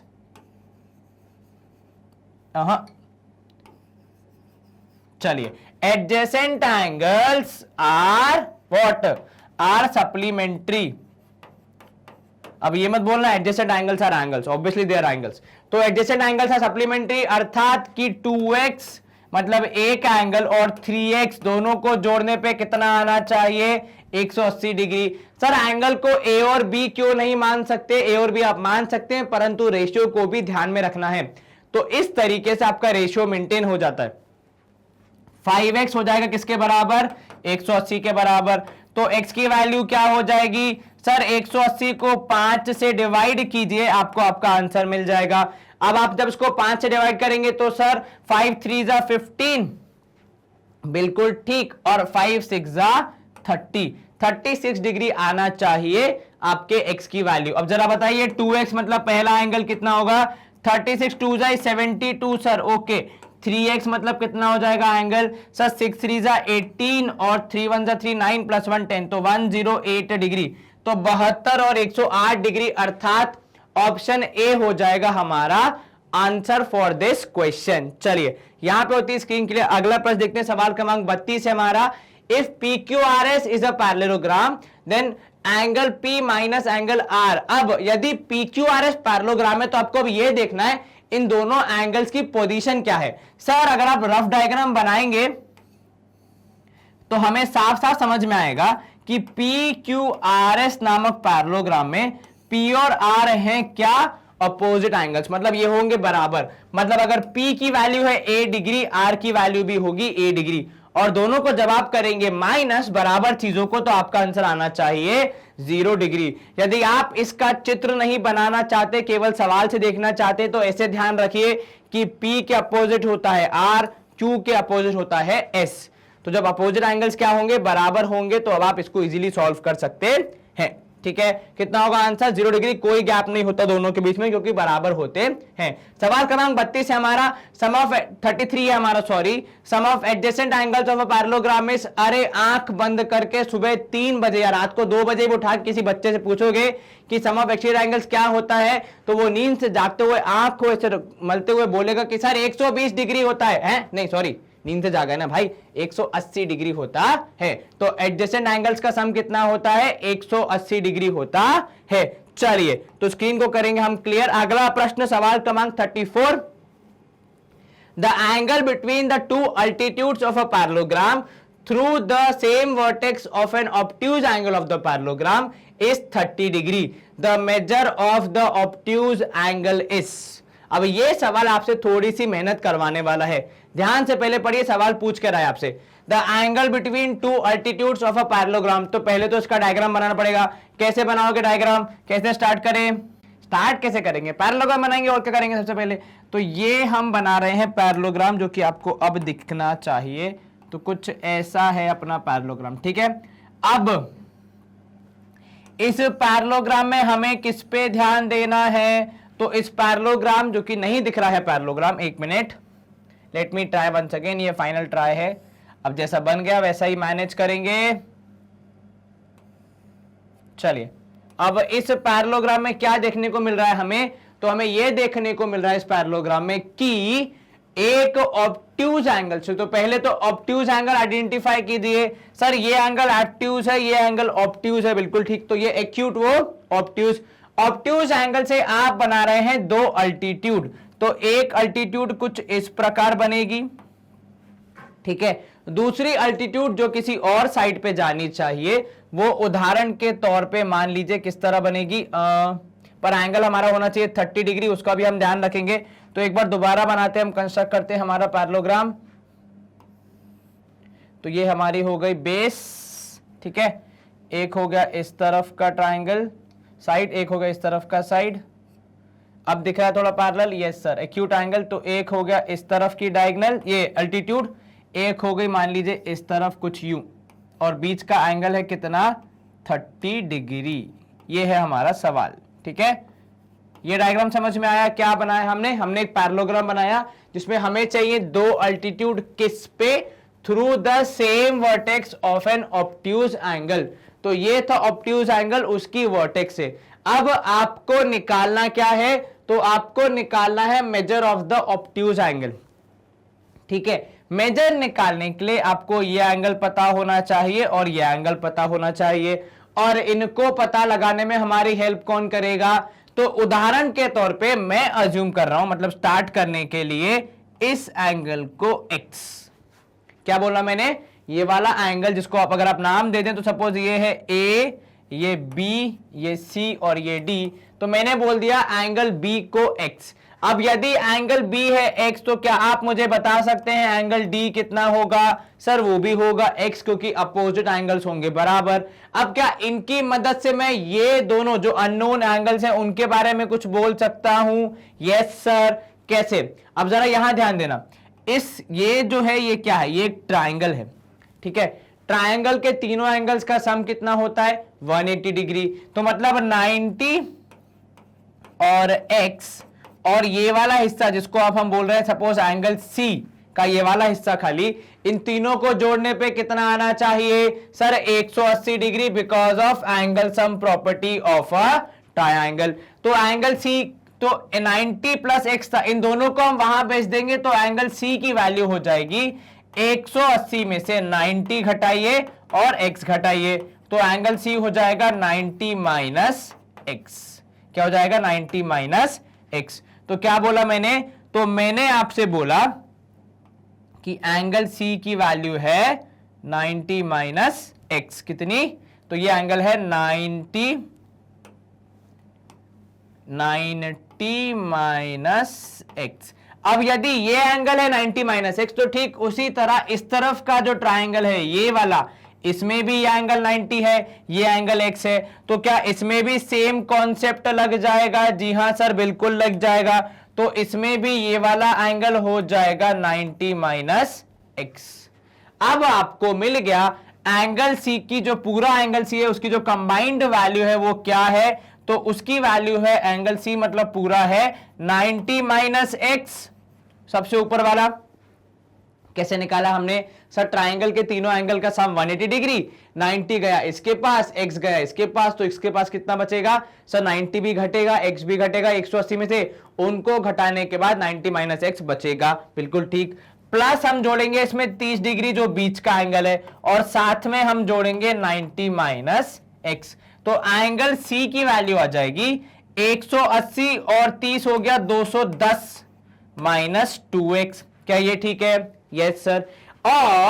और साथ में मैं बोल रहा हूं कि जहां से हमने शुरू किया था, मतलब एंगल बी और एंगल सी पूरे को जोड़ने पे 180 डिग्री आना चाहिए। Yes sir. ये कहां से आया सर? ये आया adjacent angles of a parallelogram वाली प्रॉपर्टी से, जो कहता है कि एडजेसेंट एंगल्स होते हैं सप्लीमेंट्री। तो एंगल बी की वैल्यू है x, ठीक है, एंगल सी की वैल्यू है 100 कितनी 210 माइनस 2x। तो हमें यहां पे x निकालने में अब कोई समस्या नहीं होनी चाहिए, और जब x निकल जाएगा तो बाकी एंगल्स भी निकल जाएंगे। अब तो ये जो 2x और x है इनको माइनस करेंगे तो बचेगा x, तो आपके पास बचा 210 minus x equal to 180 degree. अब 180 को यहां ले आइए, x को वहां भेज दीजिए, तो 180 डिग्री माइनस करेंगे यहां पे तो हमें मिलेगा x। तो 210 माइनस 180 करने पे x की वैल्यू आएगी कितनी? तो x की वैल्यू आएगी 30 डिग्री। मतलब एंगल B है कितना? 30 डिग्री। मतलब एंगल C को होना चाहिए कितना? 150 डिग्री, क्योंकि एंगल B और एंगल C को जोड़ने पे आएगा 180 डिग्री। तो जो हमने सबसे पहले जो एंगल C निकाला था वो एक हिस्सा निकाला था, ये एंगल C पूरा एंगल C है, इसलिए उसमें वैल्यू अलग आई थी, इसमें वैल्यू अलग आई। उसके बाद दो एंगल बी और एंगल सी दोनों एंगल्स को जोड़ने पे कितना? 180 डिग्री, क्योंकि एडजेसेंट एंगल्स हैं। सॉल्व करके आपने x निकाला, उससे मिला आपको एंगल बी, और उससे निकाला आपने पूरा का पूरा एंगल सी। आप ऐसा भी कर सकते हैं कि 90 माइनस एक्स करके 2 बार और फिर 30 जोड़ के जो आपका आंसर आएगा वो भी सेम ही आएगा 150, वैसा भी आप कर सकते हैं। पर मुझे ये इजी लगा, डायरेक्टली सिर्फ 180 में से 30 माइनस करना पड़ा, क्योंकि बी की वैल्यू थी 30 और बी और सी को जोड़ने पे आ रहा था 180, तो 30 को हटा दिया, बचा हुआ पूरा सी के पास आ गया। चलिए ये आपको समझ में आया। तो 150 मतलब कौन सा ऑप्शन? ऑप्शन बी कर देंगे हम मार्क स्क्रीन को क्लियर करने के बाद, और मूव करेंगे क्वेश्चन नंबर 35 की तरफ।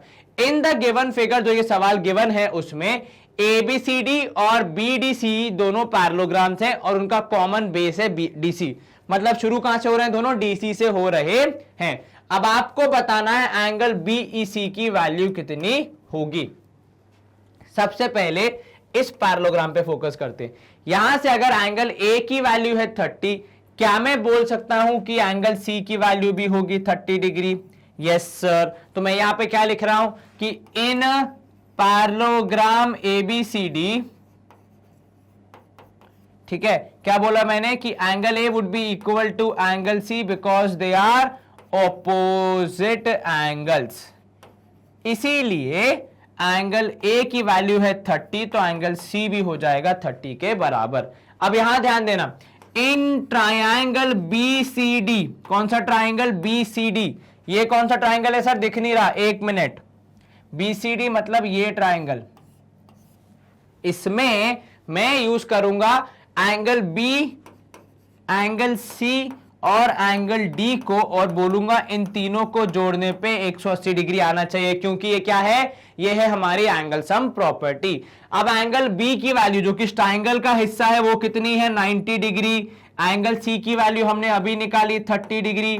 तो क्या हम यहां से D की वैल्यू निकाल सकते हैं? जी हां सर, बिल्कुल।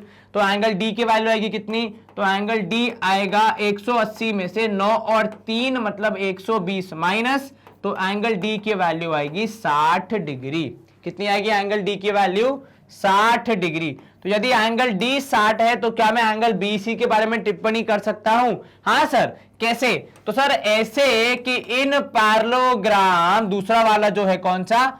BDCE, इसमें आपका एंगल D हो जाएगा एंगल BEC के बराबर, जिसको आप एंगल E भी लिख सकते हैं, खाली कोई समस्या नहीं है। तो एंगल D है 60, तो BEC की वैल्यू भी कितनी हो जाएगी? 60 डिग्री हो जाएगी, जैसा कि हमारा ऑप्शन A है। क्या आपको यह समझ में आया? Yes sir. इस सवाल को करने के आपको और भी तरीके मिल जाएंगे, तो आपकी मर्जी है आप किस तरीके से इसको सॉल्व करना चाहते हैं। यह तरीका मुझे सबसे आसान और सबसे छोटा लगा, इसलिए मैंने इस तरीके को अपनाया। एक तरीका यह भी है कि यदि ये एंगल 30 है तो ये पूरा एंगल निकालो, फिर ये पूरा एंगल निकाल के माइनस करोगे तो आपको मिलेगा ये वाला एंगल। उसके बाद इस एंगल को यूज करके ये एंगल निकालो, तो काफी मेहनत है और काफी कंफ्यूजन है। इसमें कंफ्यूजन भी कम है, मेहनत भी कम है, और आसानी से आपका सवाल सॉल्व हो जाता है बिना ज्यादा गलती के। चलिए 36 क्वेश्चन है हमारा, length of the diagonals of a rectangle whose sides are 10 and 24। आपको एक रेक्टेंगल की साइड्स दी हैं कितनी, 10 और 24। आपको बताना है उसकी डायगोनल की लेंथ क्या होगी। अब ये है हमारा एक 24, इसको बोला आपने 10, और ये है डायगोनल की लेंथ निकालना। अब ये एंगल कितना है सर, रेक्टेंगल के सारे एंगल्स होते हैं 90 डिग्री, तो बेसिकली ये है एक राइट ट्राइंगल, मतलब हम यूज कर सकते हैं पाइथागोरस थ्योरम। तो मैं बोल रहा हूं पाइथागोरस थ्योरम के हिसाब से बेस का स्क्वायर प्लस परपेंडिकुलर का square should be equal to hypotenuse का स्क्वायर। ठीक है, तो ये हो गया हमारा बेस, ये हो गई परपेंडिकुलर, और ये हो गया हाइपोटेन्यूज। स्क्वायर का मतलब उस नंबर को स्वयं से मल्टीप्लाई करना, तो 24 का स्क्वायर कितना होता है सर, याद नहीं है, वेरी गुड, 24 इंटू 24, 4 4 जा 16, 4 2 जा 8, 1 9, 4 2 जा 8 एंड 2 2 जा 4, तो 6 एंड 9 8 17, तो हो जाएगा ये कितना 576 होना चाहिए। यस सर, तो 576 होगा 24 का स्क्वायर, ठीक है, प्लस 10 का स्क्वायर होगा, 10 को 10 से मल्टीप्लाई किया मतलब 100, और यहां मैं हाइपोटेन्यूज की जगह लिख रहा हूं डी स्क्वायर, बेसिकली डायगोनल का स्क्वायर, तो ये हो जाएगा 676। अब आपको और हमें ऐसा नंबर पता करना है जिसका स्क्वायर करने पे 676 आता है। ऐसा कौन सा नंबर है सर, ऐसा नंबर होगा 26। 26 को जब आप 26 से मल्टीप्लाई करते हैं तो आपका आंसर आता है कितना, 676। तो मतलब डी की वैल्यू होगी 26, ऐसा वैल्यू जो स्वयं से मल्टीप्लाई होने पे 676 डे। तो डी का वैल्यू है 26, तो आपने मार्क किया ऑप्शन सी। डायगोनल आ गई हमारे पास आसानी से। अगर आपने स्क्वायर एंड स्क्वायर रूट्स नहीं पढ़ा है तो एक बार रिवाइज कर लीजिएगा, उसके बाद ये सवाल करने में आसानी होगी। वैसे मैंने कोशिश की है कि मैं आपको एक्सप्लेन कर सकूं, पर यदि नहीं कर पाया हूं तो मैं क्षमा प्रार्थी हूं। चलिए 37, if the adjacent angles of a parallelogram are equal, अगर किसी पैरेललोग्राम के एडजेसेंट एंगल्स बराबर हैं, देन वो कौन सा पैरेललोग्राम होता है। अब एक तो पहली बात इसमें लिखा है ट्रेपेजियम, ट्रेपेजियम तो पैरेललोग्राम ही नहीं होते, पैरेललोग्राम तो अलग ही होते हैं। तो दो एनी ऑफ द थ्री भी नहीं हो सकता, बिकॉज आपने ऑप्शन बी को हटा दिया है। अब यदि एडजेसेंट एंगल्स बराबर हो जाएंगे तो उनको जोड़ने पे 180 आएगा, ये थोड़ी प्रॉपर्टी हट जाएगी, ये प्रॉपर्टी तो अब भी लागू रहेगी। तो 2x का मतलब हो जाएगा कितना, 180, तो x की वैल्यू हो जाएगी 90। ऐसा कौन सा पैरेललोग्राम है जिसमें एंगल 90 होता है, रेक्टेंगल में होता है सर, तो इसलिए हम करेंगे रेक्टेंगल को मार्क और मूव करेंगे अगले प्रश्न की ओर। सवाल क्रमांक 38 है हमारा, which of the following can be 4 interior angles of a quadrilateral. अब क्वाड्रिलैटरल के इंटीरियर एंगल्स का सम कितना होता है सर, हमेशा से 360 डिग्री। तो ऐसा वाला ऑप्शन जिसको जोड़ने पे 360 डिग्री आ रहा है वो होगा हमारा आंसर। लेकिन थोड़ा सा सोच समझ के करेंगे तो हमें हमारा आंसर आसानी से मिल जाएगा। कैसे, उदाहरण के तौर पे ऑप्शन सी मेरा आंसर मार्क नहीं हो सकता सर, क्यों, क्योंकि ऑप्शन सी में देखिए एक एंगल 90 है, बाकी तीनों एंगल क्या है, एक्यूट है, मतलब 90 से कम है, और अगर 90 से कम है तो 90 के 4 एंगल होते हैं तो 360 होता है। ठीक है, तो यहां तो चारों एंगल ही एक्यूट हो रहे हैं ऑलमोस्ट, एक 90 है बाकी 3 एक्यूट है, तो इनको जब आप जोड़ोगे तो ये हार्डली ये नहीं पहुंच पाएंगे कहां तक, 360 तक। एक बार चेक कर लो फिर भी सर, 90 ओके, 60 प्लस 40 हो जाएगा 100 एंड 70, तो ये हो जाएगा 0, 9 और 7 हो जाएगा 6, एक और एक 2, 260 डिग्री। ठीक है, क्या ये 2 पहुंचा 360 तक, नहीं सर। तो मैंने बिना ज्यादा कुछ सॉल्व किए मुझे समझ में आ गया कि यहां पे हमारा बात नहीं बनेगी। चलिए और ऑप्शन देखते हैं। अब यहां पे अगर आप देखेंगे ऑप्शन बी तो 270, 150 और ये 30 20 हो जाएगा 50। इनको जब आप ऐड करेंगे तो जाएंगे 270 प्लस कितना 200, अर्थात ये हो जाएगा 470। तो ये भी हो गया 360 से बहुत दूर, तो ये भी हमारा जवाब नहीं हो सकता। ठीक है, ऑप्शन क्रमांक डी देख लेते हैं। तो 180, 110, 70 और 40 और 30 हो जाएंगे 70। ठीक है, तो ये हो जाएगा इन दोनों को जोड़ोगे आप, नीचे के दोनों को जब आप जोड़ोगे तो ये हो जाएगा 180, 180 मतलब 360 डिग्री। तो ऑप्शन डी हो जाएगा हमारा करेक्ट आंसर। एक बार फिर भी हम ऑप्शन ए को चेक कर लेंगे, तो 140 डिग्री, ठीक है, प्लस 160 डिग्री प्लस 4 और 2 6, कितना हो गया 0, 6 और 4 10 और एक 16, एक और एक 2 3, 360 डिग्री। क्या दो ऑप्शन आ रहे हैं हमारे, ऐसा कैसे हो सकता है? तो 48 20 हो जाएगा 60 और 160, जरा ऐड करो एक बार, 0 6 और 6 12 4 16, 360 ऐसे भी आ रहा है। और उसके अलावा आ रहा है 110 वाला भी हम एक बार देख लेते हैं, तो 110 40 30 और 180, चलिए 0 4 और 3 7 1 8, तो 8 और 8 16, एक और एक 2, 360 तो इधर भी आ रहा है। विच of the following can be 4 interior angles of a quadrilateral. अब यहां पे थोड़ी समस्या हो रही क्योंकि हमारे दो ऑप्शन ऐसे हैं जिनका सम कितना आ रहा है, 360 डिग्री आ रहा है। अब हम क्या करेंगे, तो अब हम देखेंगे हमारे एंगल्स का नेचर, मतलब एंगल्स कैसे हैं।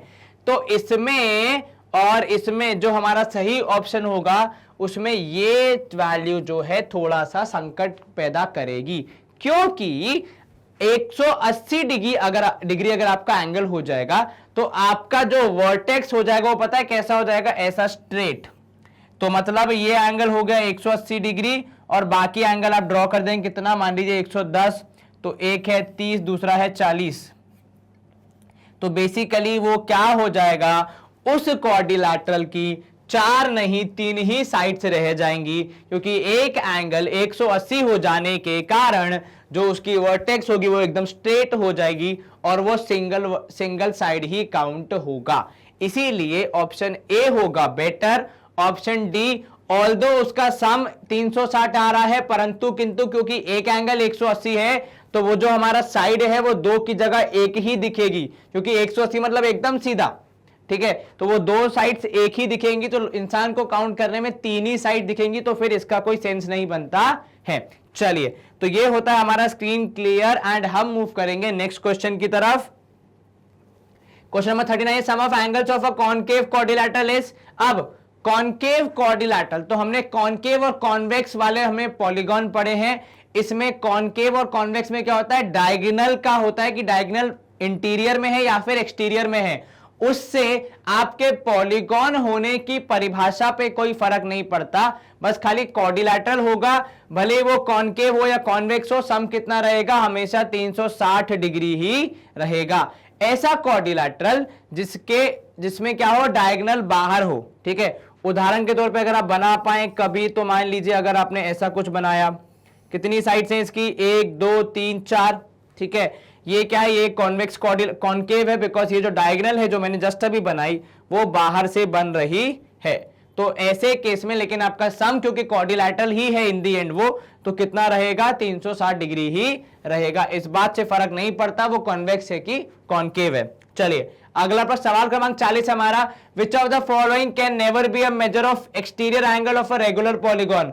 अब रेगुलर पॉलीगॉन की खासियत क्या होती है, सारे साइड्स बराबर, सारे एंगल्स बराबर, तो मतलब अगर उनका सम है 360 डिग्री, ठीक है, तो और नंबर ऑफ साइड्स n है, ऐसा हमारा फॉर्मूला होता है, सम होगा 360, ठीक है। एंड हमारा मेजर का फॉर्मूला क्या होगा, क्योंकि हमें मेजर की बात करनी है यहां पे, तो मेजर का फॉर्मूला होता है 360 डिवाइड बाय n, ठीक है। और यदि आप इसको थोड़ा सा उलट पुलट कर दें तो n की वैल्यू आएगी 360 degree divide by the measurement of angle. अब n जो है वो रिप्रेजेंट करता है नंबर ऑफ साइड्स, और number of sides can not be in decimal, fraction और negative, it has to be a natural number, उसको नेचुरल नंबर होना ही पड़ेगा, काउंटिंग नंबर होना ही पड़ेगा। इनमें से जब आप डिवाइड करके देखते हैं हर एक को, तो इसमें इसमें और इसमें, इन तीनों में डिवाइड करने पे n की वैल्यू आती है एक नेचुरल नंबर, जबकि 22 से डिवाइड करने पे आपका आंसर आता है डेसिमल में।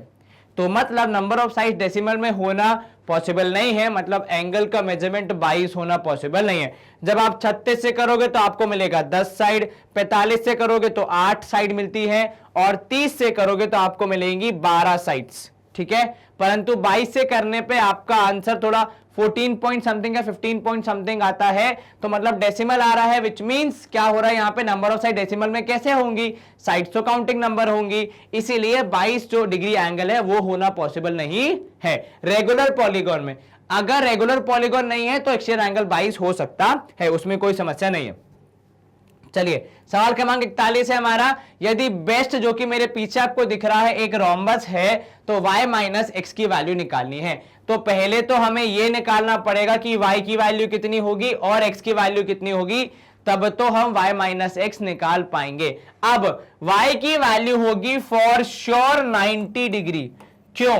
क्योंकि ये एक रोम्बस है और रोम्बस के डायगोनल्स एक दूसरे को परपेंडिकुलर बाइसेक्ट करते हैं। क्या करते हैं? परपेंडिकुलर बाइसेक्ट, मतलब ये एंगल कितना होगा, 90 डिग्री होगा। क्या लिखोगे आप रीजन अगर आपको लिखना हो कि diagonals of rhombus are perpendicular bisectors of each other. सिर्फ परपेंडिकुलर बाइसेक्टर लिख दोगे तो भी समझ आ जाएगा, ठीक है। तो y की वैल्यू हो गई 90, अब x की वैल्यू निकालनी पड़ेगी और हमारी मदद करने के लिए एक दिया है वो नीचे वाला एंगल जिसकी वैल्यू है 40 डिग्री। अब यहां ध्यान देना, तो सबसे पहले मैं बोल रहा हूं कि TS, ठीक है, इज पैरेलल टू BE। क्या बोला मैंने? TS is parallel to BE and SB is transversal. अब भाई रोम्बस है तो साइड्स पैरेलल तो होंगी ना, तभी तो वो रोम्बस बना है, क्योंकि रोम्बस की परिभाषा क्या होती है कि वो पैरेललोग्राम होता है एक स्पेशल, तो पैरेललोग्राम की सारी प्रॉपर्टीज होंगी। तो ये इसके पैरेलल है और ये ट्रांसवर्सल है। सर इससे हमें क्या मिलेगा? इससे हमें ये मिलेगा कि यदि ये एंगल 40 है तो ये एंगल भी कितना होगा, 40 डिग्री होगा। क्या इसमें कोई शंका? नहीं सर। क्या बोला मैंने, कितना होगा? ये एंगल भी 40 डिग्री होगा। तो angle TSB is equal to angle, कौन सा angle? Is equal to angle SBE जो कि है 40 डिग्री। और रीजन क्या है ब्रैकेट में? तो अल्टरनेट इंटीरियर एंगल्स, ठीक है। अब इसमें TSB की वैल्यू कितनी है? तो एंगल TSB हो जाएगा यहां पे 40 डिग्री के बराबर। पर क्या इससे हमें x निकालने में हेल्प मिलेगी? आपने बोल दिया क्या सर? आपने बोल दिया कि ये एंगल है 40 डिग्री, बिल्कुल ठीक। अब यहां ध्यान देना, ठीक है।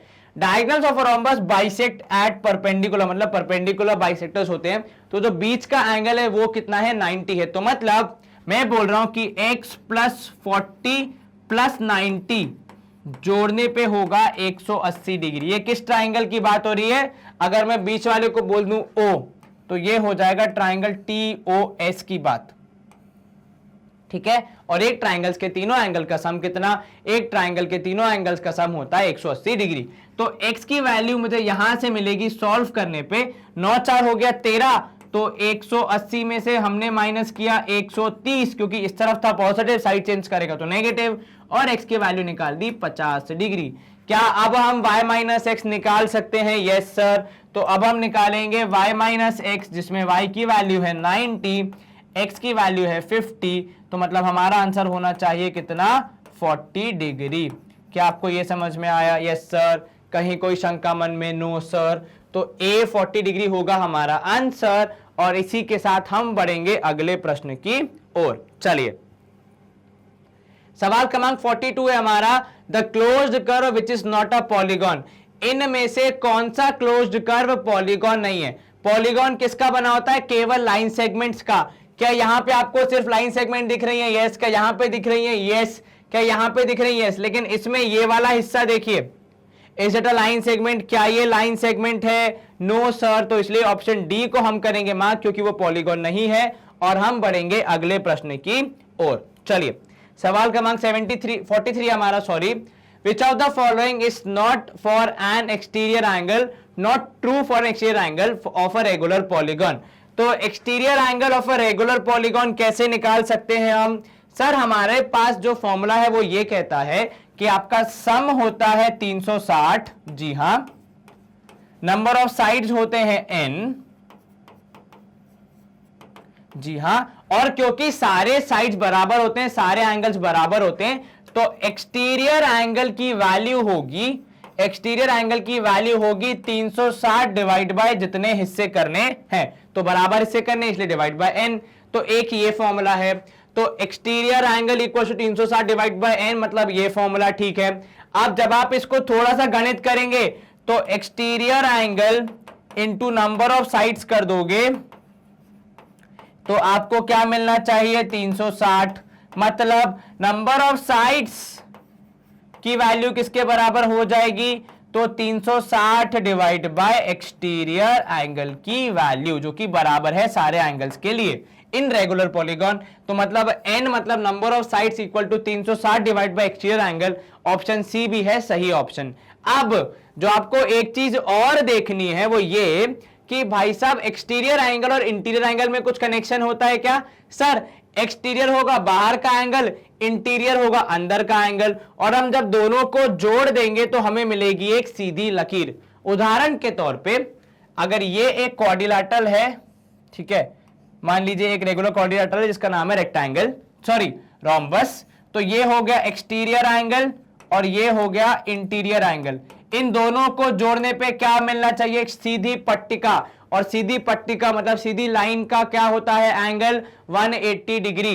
तो मैं बोल रहा हूं interior angle plus exterior angle को जोड़ने पे मिलता है 180 डिग्री, और इंटीरियर एंगल हो जाएगा कितना या एक्सटीरियर एंगल हो जाएगा कितना, तो एक्सटीरियर हो जाएगा 180 माइनस इंटीरियर एंगल। क्या कोई समस्या? नहीं सर। तो एक्सटीरियर एंगल की वैल्यू होगी 180 माइनस इंटीरियर, जो कि हमारा ऑप्शन बी है। तो सर ऑप्शन सी किसका, ऑप्शन डी जो है, ऑप्शन डी में जो ये वाला पार्ट है ना मेरे dear students, it is equal to each interior angle. तो इन्होंने जो लिखा है एक्सटीरियर, उसकी जगह पे यहां आना चाहिए इंटीरियर एंगल।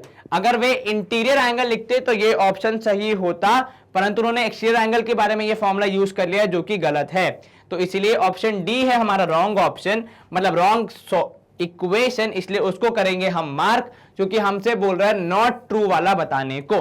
ठीक है, इसी के साथ ये सवाल होता है समाप्त। अगला प्रश्न हम देखते हैं, सवाल क्रमांक 44 है हमारा, PQRS is a square, PQ and SQ intersect at O, ठीक है, देन POQ इज अ, अगर PQRS एक स्क्वायर है, इसका डायग्राम बनाओगे फिर तो बहुत आसान हो जाएगा। तो PQRS एक स्क्वायर है, PR एंड SQ, तो PR and SQ intersect at point O, ठीक है, आपको एंगल POQ बताना है। तो बेसिकली POQ है क्या sir? It is the angle of intersection, मतलब जब दो डायगोनल्स इंटरसेक्ट होंगे और तब जो एंगल बनेगा वो एंगल है हमारा POQ। यह एंगल कैसा होगा सर? स्क्वायर है तो इसकी डायगोनल्स बाइसेक्ट करेंगी राइट एंगल पे, क्योंकि ये रोम्बस फैमिली का पार्ट है।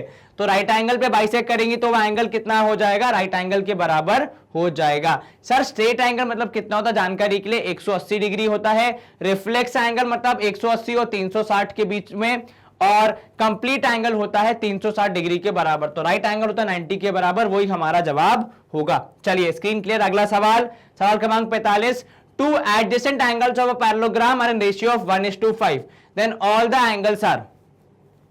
अब ये सवाल सॉल्व करने के दो तरीके, पहला तो आप जवाब से ही रेशियो पता लगा लीजिए। जैसे यहां देखिए 31 जा 35 जा, तो 1:5 का रेशियो आ गया। इधर पे 85 95 कैंसिल ही नहीं होंगे, बहुत पास पास की वैल्यू है, तो रेशियो का 1:5 होना पॉसिबल नहीं है। 45 135 रेशियो होगा 1:3, ठीक है, 30 और 180 रेशियो हो जाएगा 1:6।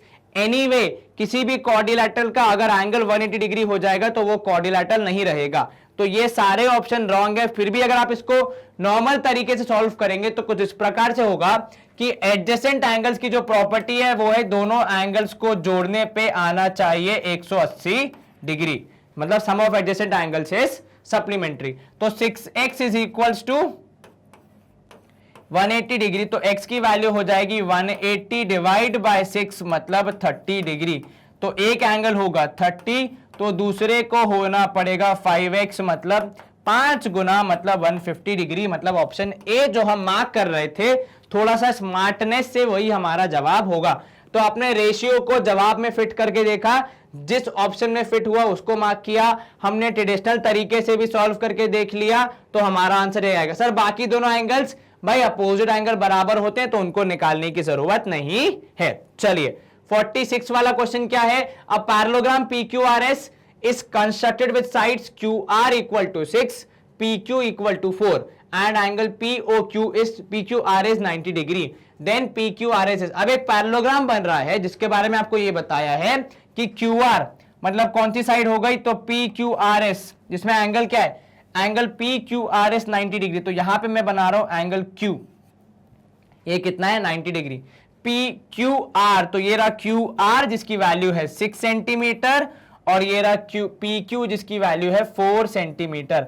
अब क्योंकि ये पैरेललोग्राम है तो इसके अपोजिट एंगल्स हो जाएंगे बराबर, तो सामने वाला जो एंगल है मतलब एंगल S वो भी कितना होगा 90 डिग्री, और क्योंकि ये पैरेललोग्राम है तो एडजेसेंट एंगल्स भी होंगे बराबर, तो ये भी कितना होगा 90 इक्वल टू 180 डिग्री होंगे एडजेसेंट एंगल्स। तो यदि एक 90 है तो दूसरा भी 90 होगा। ये भी 6, ये 4, ये भी 4, ये 6। ये किस टाइप का फिगर आपको दिख रहा है, सर अपोजिट एंगल्स बराबर, अपोजिट साइड्स बराबर और सारे एंगल्स 90 डिग्री, मतलब ये हो जाता है रेक्टेंगल। तो हम करेंगे इसको मार्क। स्क्वायर नहीं है क्योंकि साइड्स की लेंथ अलग अलग है, अगर साइड्स की लेंथ सेम होती तो भी हमारा काम हो जाता है, स्क्वायर के बारे में हम सोच सकते थे। चलिए ये हो गया हमारा 46। 47, the angles PQRS of a quadrilateral are in ratio 1:3:7:9, then PQRS is. अब ये आपको पहले सॉल्व करके चारों एंगल निकालने पड़ेंगे। क्वाड्रिलैटरल तो एंगल्स का सम कितना होगा, सर क्वाड्रिलैटरल है तो एंगल्स का सम हो जाएगा 360 डिग्री, बिल्कुल ठीक। अब ऐड करिए तो ये हो जाएगा 20x, 9 और 1 10, 7 और 3 10, तो 20x हो जाएगा 360 के बराबर। तो x हो जाएगा 360 डिवाइड बाय 20, अर्थात 0 से 0 कैंसल, 2x की वैल्यू आएगी 18, ठीक है, क्योंकि 36 डिवाइड बाय 2 करने पे 18, x की वैल्यू 18, तो 3x कितना, 18 3 कितना होता है, सर 18 3 होता है 54। एक बार चेक कर लो, 8 3 24, 4 2 ऊपर 3 1 3 4 5, ठीक है। 7x मतलब इंटू 7 करो 18 में, तो 7x हो जाएगा 7 8 56, तो 6 यहां 5 ऊपर, 7 1 7 8 9 10 11 12 126 आएगा क्या, यस सर। और उसके बाद 9x मतलब 9 इंटू 18, तो ये कितना होगा सर, 9 इंटू 18 होगा 8 9 72, 2 यहां 7 ऊपर, 9 1 9 प्लस 7 मतलब 162, ठीक है। चलिए अब आपको देखना है इन एंगल्स की पोजीशन क्या होगी। तो अब जैसा कि मैं देख पा रहा हूं ये है PQRS, ठीक है, क्योंकि चारों एंगल अलग अलग हैं तो मतलब पैरेललोग्राम तो नहीं हो सकता, ठीक है। अब हम देखते हैं बाकी के ऑप्शंस क्या हो रहे हैं। तो एंगल P इज 18 डिग्री, बहुत पतला सा एंगल, ठीक है। Q इज थोड़ा बड़ा एंगल, मतलब कितना 54 डिग्री। R और S है 126 एंड 162, तो P यहां पे आ गया। Q मान लीजिए 60 करीब कितना होता है, इतना हो जाएगा, तो ये RS ऐसा कुछ बनेगा। अगर मैं इसका फेयर डायग्राम बनाऊं अच्छा सा, तो मान लीजिए ऐसा कुछ, तो PQRS। अब ये है 18, ठीक है, ये है 54, ठीक है, ये है कितना 126 और ये है कितना 162। अब देख लीजिए क्या आप इनको ट्रेपेजियम बोल सकते हैं, लेकिन उसके लिए क्या होता है सर, अब एडजेसेंट एंगल्स का सम चेक करना पड़ेगा। तो यहां 18 और 162 जोड़ेंगे तो आएगा 180 डिग्री, ठीक है, और इस तरफ भी जोड़ेंगे तो भी आ रहा है 180 डिग्री, मतलब कंसिस्टेंट है हमारा आंसर। मतलब PQ is parallel to SR, तो PQ is parallel to RS या फिर SR, ऐसा लिखने पे हम बोल सकते हैं कि वो ट्रेपेजियम है। QR पैरेलल टू PS ये हमें नहीं देखने को मिल रहा है क्योंकि QR और PS इस तरफ जा रहे हैं, ठीक है। यस सर, समझ में आया, जी सर। चलिए स्क्रीन होती है यहाँ पे क्लियर और हम मूव करेंगे अगले प्रश्न की ओर। सवाल क्रमांक 48 है हमारा कि PQRS is a trapezium in which PQ is parallel to SR, ठीक है, and angle P and angle Q दिए हमको, देन एंगल R निकालना है। तो PQRS एक ट्रेपेजियम है, तो ऐसा कुछ अगर बन रहा है तो ठीक है। अब जरा ध्यान से देखना, P और Q है बड़े बड़े एंगल, तो इसलिए मैंने ऊपर लिया है उनको, नीचे वाले एंगल्स एक्यूट दिखेंगे इसलिए उनको नहीं लिया। तो PQRS, PQ is parallel to SR, बिल्कुल ठीक। अब हम क्या करेंगे, एंगल R निकालना है, तो sir PQ is parallel to SR, और जब लाइंस पैरेलल होंगी और बीच में एक एक ट्रांसवर्सल होगी तो एंगल्स का सम आना चाहिए 180 डिग्री। बिल्कुल ठीक, तो ये हो जाएगा 110 degree plus angle R is equal to 180 degree. ठीक है, ये किस वजह से सर? दोनों लाइंस पैरेलल, बीच में ट्रांसवर्सल, और ट्रांसवर्सल के एक तरफ के तो इस तरफ के दोनों एंगल जो अंदर के हैं वो होते हैं सप्लीमेंट्री, जिसको आप क्या कहते हैं कि interior angles on the same side of transversal are supplementary. तो एंगल R की वैल्यू होगी 180 में से 110 घटा दीजिए और आपका R का वैल्यू आ जाएगा कितना? 70 डिग्री। 70 डिग्री होना चाहिए हमारा आंसर। क्या आपको यह समझ में आया? Yes sir. आसान था सवाल? जी सर। चलिए अगला सवाल क्वेश्चन नंबर 49 है हमारा। The number of sides of a regular polygon whose each interior angle is 135 degree. अब इंटीरियर एंगल है 135, तो क्या आप मुझे एक्सटीरियर एंगल बता सकते हैं? यस सर, एक्सटीरियर एंगल और इंटीरियर एंगल को जोड़ने पे हमें मिलता है 180 डिग्री। अब इसमें से क्योंकि आपको इंटीरियर एंगल पता है तो एक्सटीरियर एंगल निकालना कोई मुश्किल की बात नहीं होनी चाहिए। बिल्कुल ठीक, तो जब आप इनको माइनस करेंगे तो एक्सटीरियर एंगल मिलेगा आपको 180 में से 135 घटाया तो हमने हमारा जवाब पाया कितना? 45 degree, if I am not wrong. Yes sir. अब एक्सटीरियर एंगल की वैल्यू आ गई कितनी? 45 डिग्री। हमें लेके नंबर ऑफ साइड्स निकालना है, तो हमने क्या पढ़ा है सर? एक्सटीरियर एंगल की जो वैल्यू होती है वो निकालने का एक तरीका है। किसके केस में? In case of regular polygon. क्या है वो तरीका? कि 360 divide by number of sides, मतलब एंगल्स का सम डिवाइड बाय कितने हिस्से करने हैं, क्योंकि सारे हिस्से बराबर होते हैं तो आप डिवाइड कर सकते हो।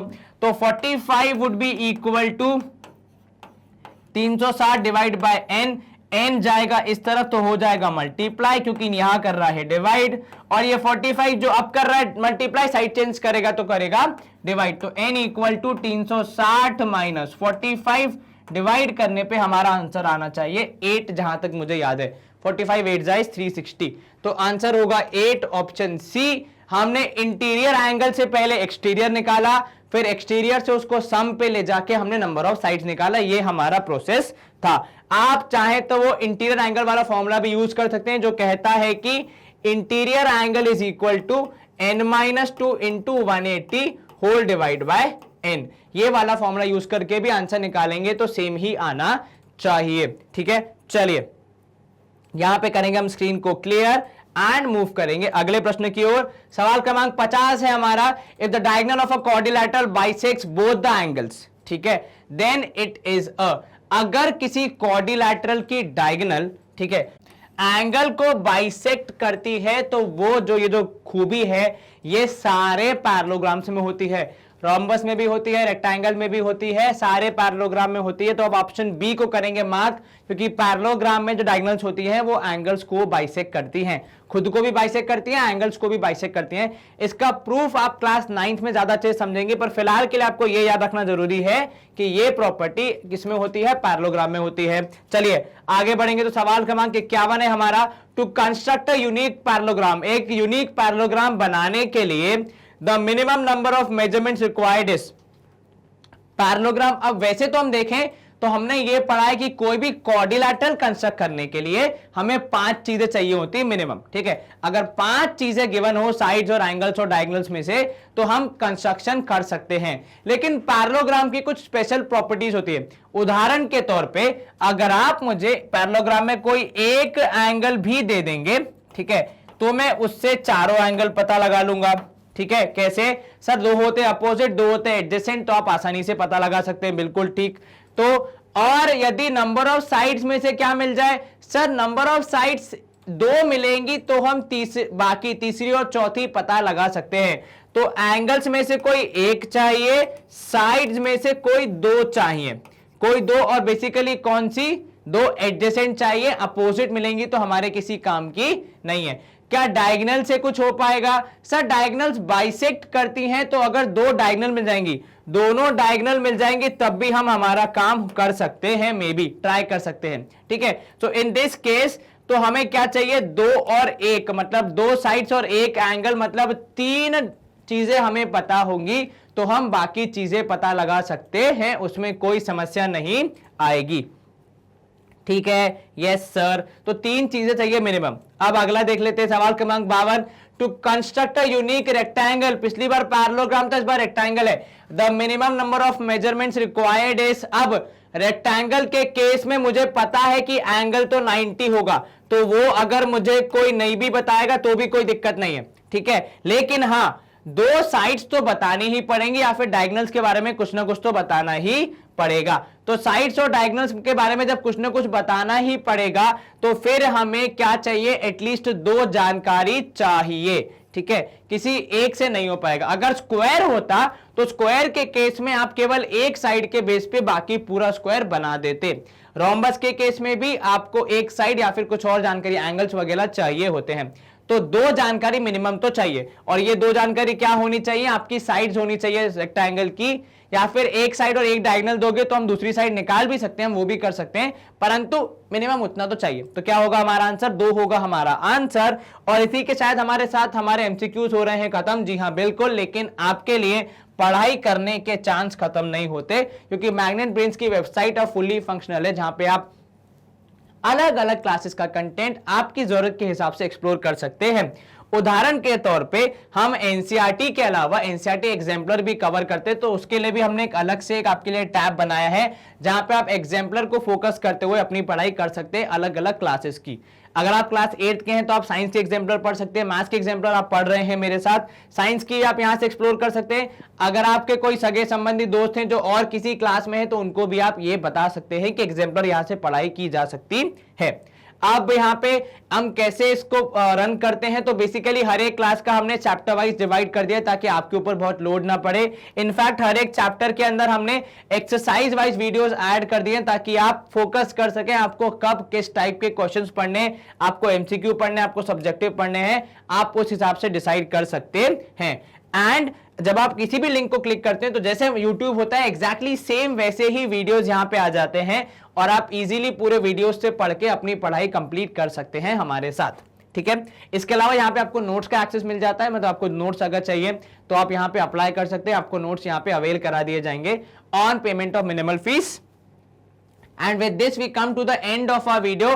तो इस वीडियो में हमने क्या किया, तो बेसिकली इस वीडियो में हमने हमारे जो एमसीक्यूज से क्वाड्रिलैटरल्स और प्रैक्टिकल ज्योमेट्री चैप्टर से जो कि पॉसिबल एमसीक्यूज हमारे एग्जाम में आ सकते हैं उनको कवर करने का प्रयास किया है। यहां पे हमने करीबन 50 से ज्यादा एमसीक्यूज सॉल्व किए और हमारे कॉन्सेप्ट्स को ब्रशअप किया। मैं ऐसी आशा करता हूं कि आपको ये सारे क्वेश्चन समझ आए होंगे। कोई डाउट हो तो आप हमसे कभी भी पूछ सकते हैं। एंड यस, अगर आपको वीडियो पसंद आए तो प्लीज वीडियो को लाइक करें, हमारे चैनल को सब्सक्राइब करें और इस वीडियो को शेयर करें, बिकॉज ज्ञान बांटेंगे तो बढ़ेगा। एडिशनली इसके साथ साथ अगले वीडियो में हम क्या करने वाले हैं तो मैं वो भी आपको बता दूं। अगले वीडियो में हम जो इसका नेक्स्ट पार्ट एक्सरसाइज का, मतलब जहां पे fill up the blanks and true और फॉल्स होंगे, हम उनको फोकस करते हुए पूरा एक वीडियो बनाएंगे जहां पे आप फिल इन द ब्लैंक्स और ट्रू फॉल्स इजीली हमारे साथ सॉल्व कर सकते हैं। तब तक के लिए आप अपना ध्यान रखिए, रेगुलरली पढ़ाई करते रहिए। Stay home, stay safe, take care, bye bye, good day.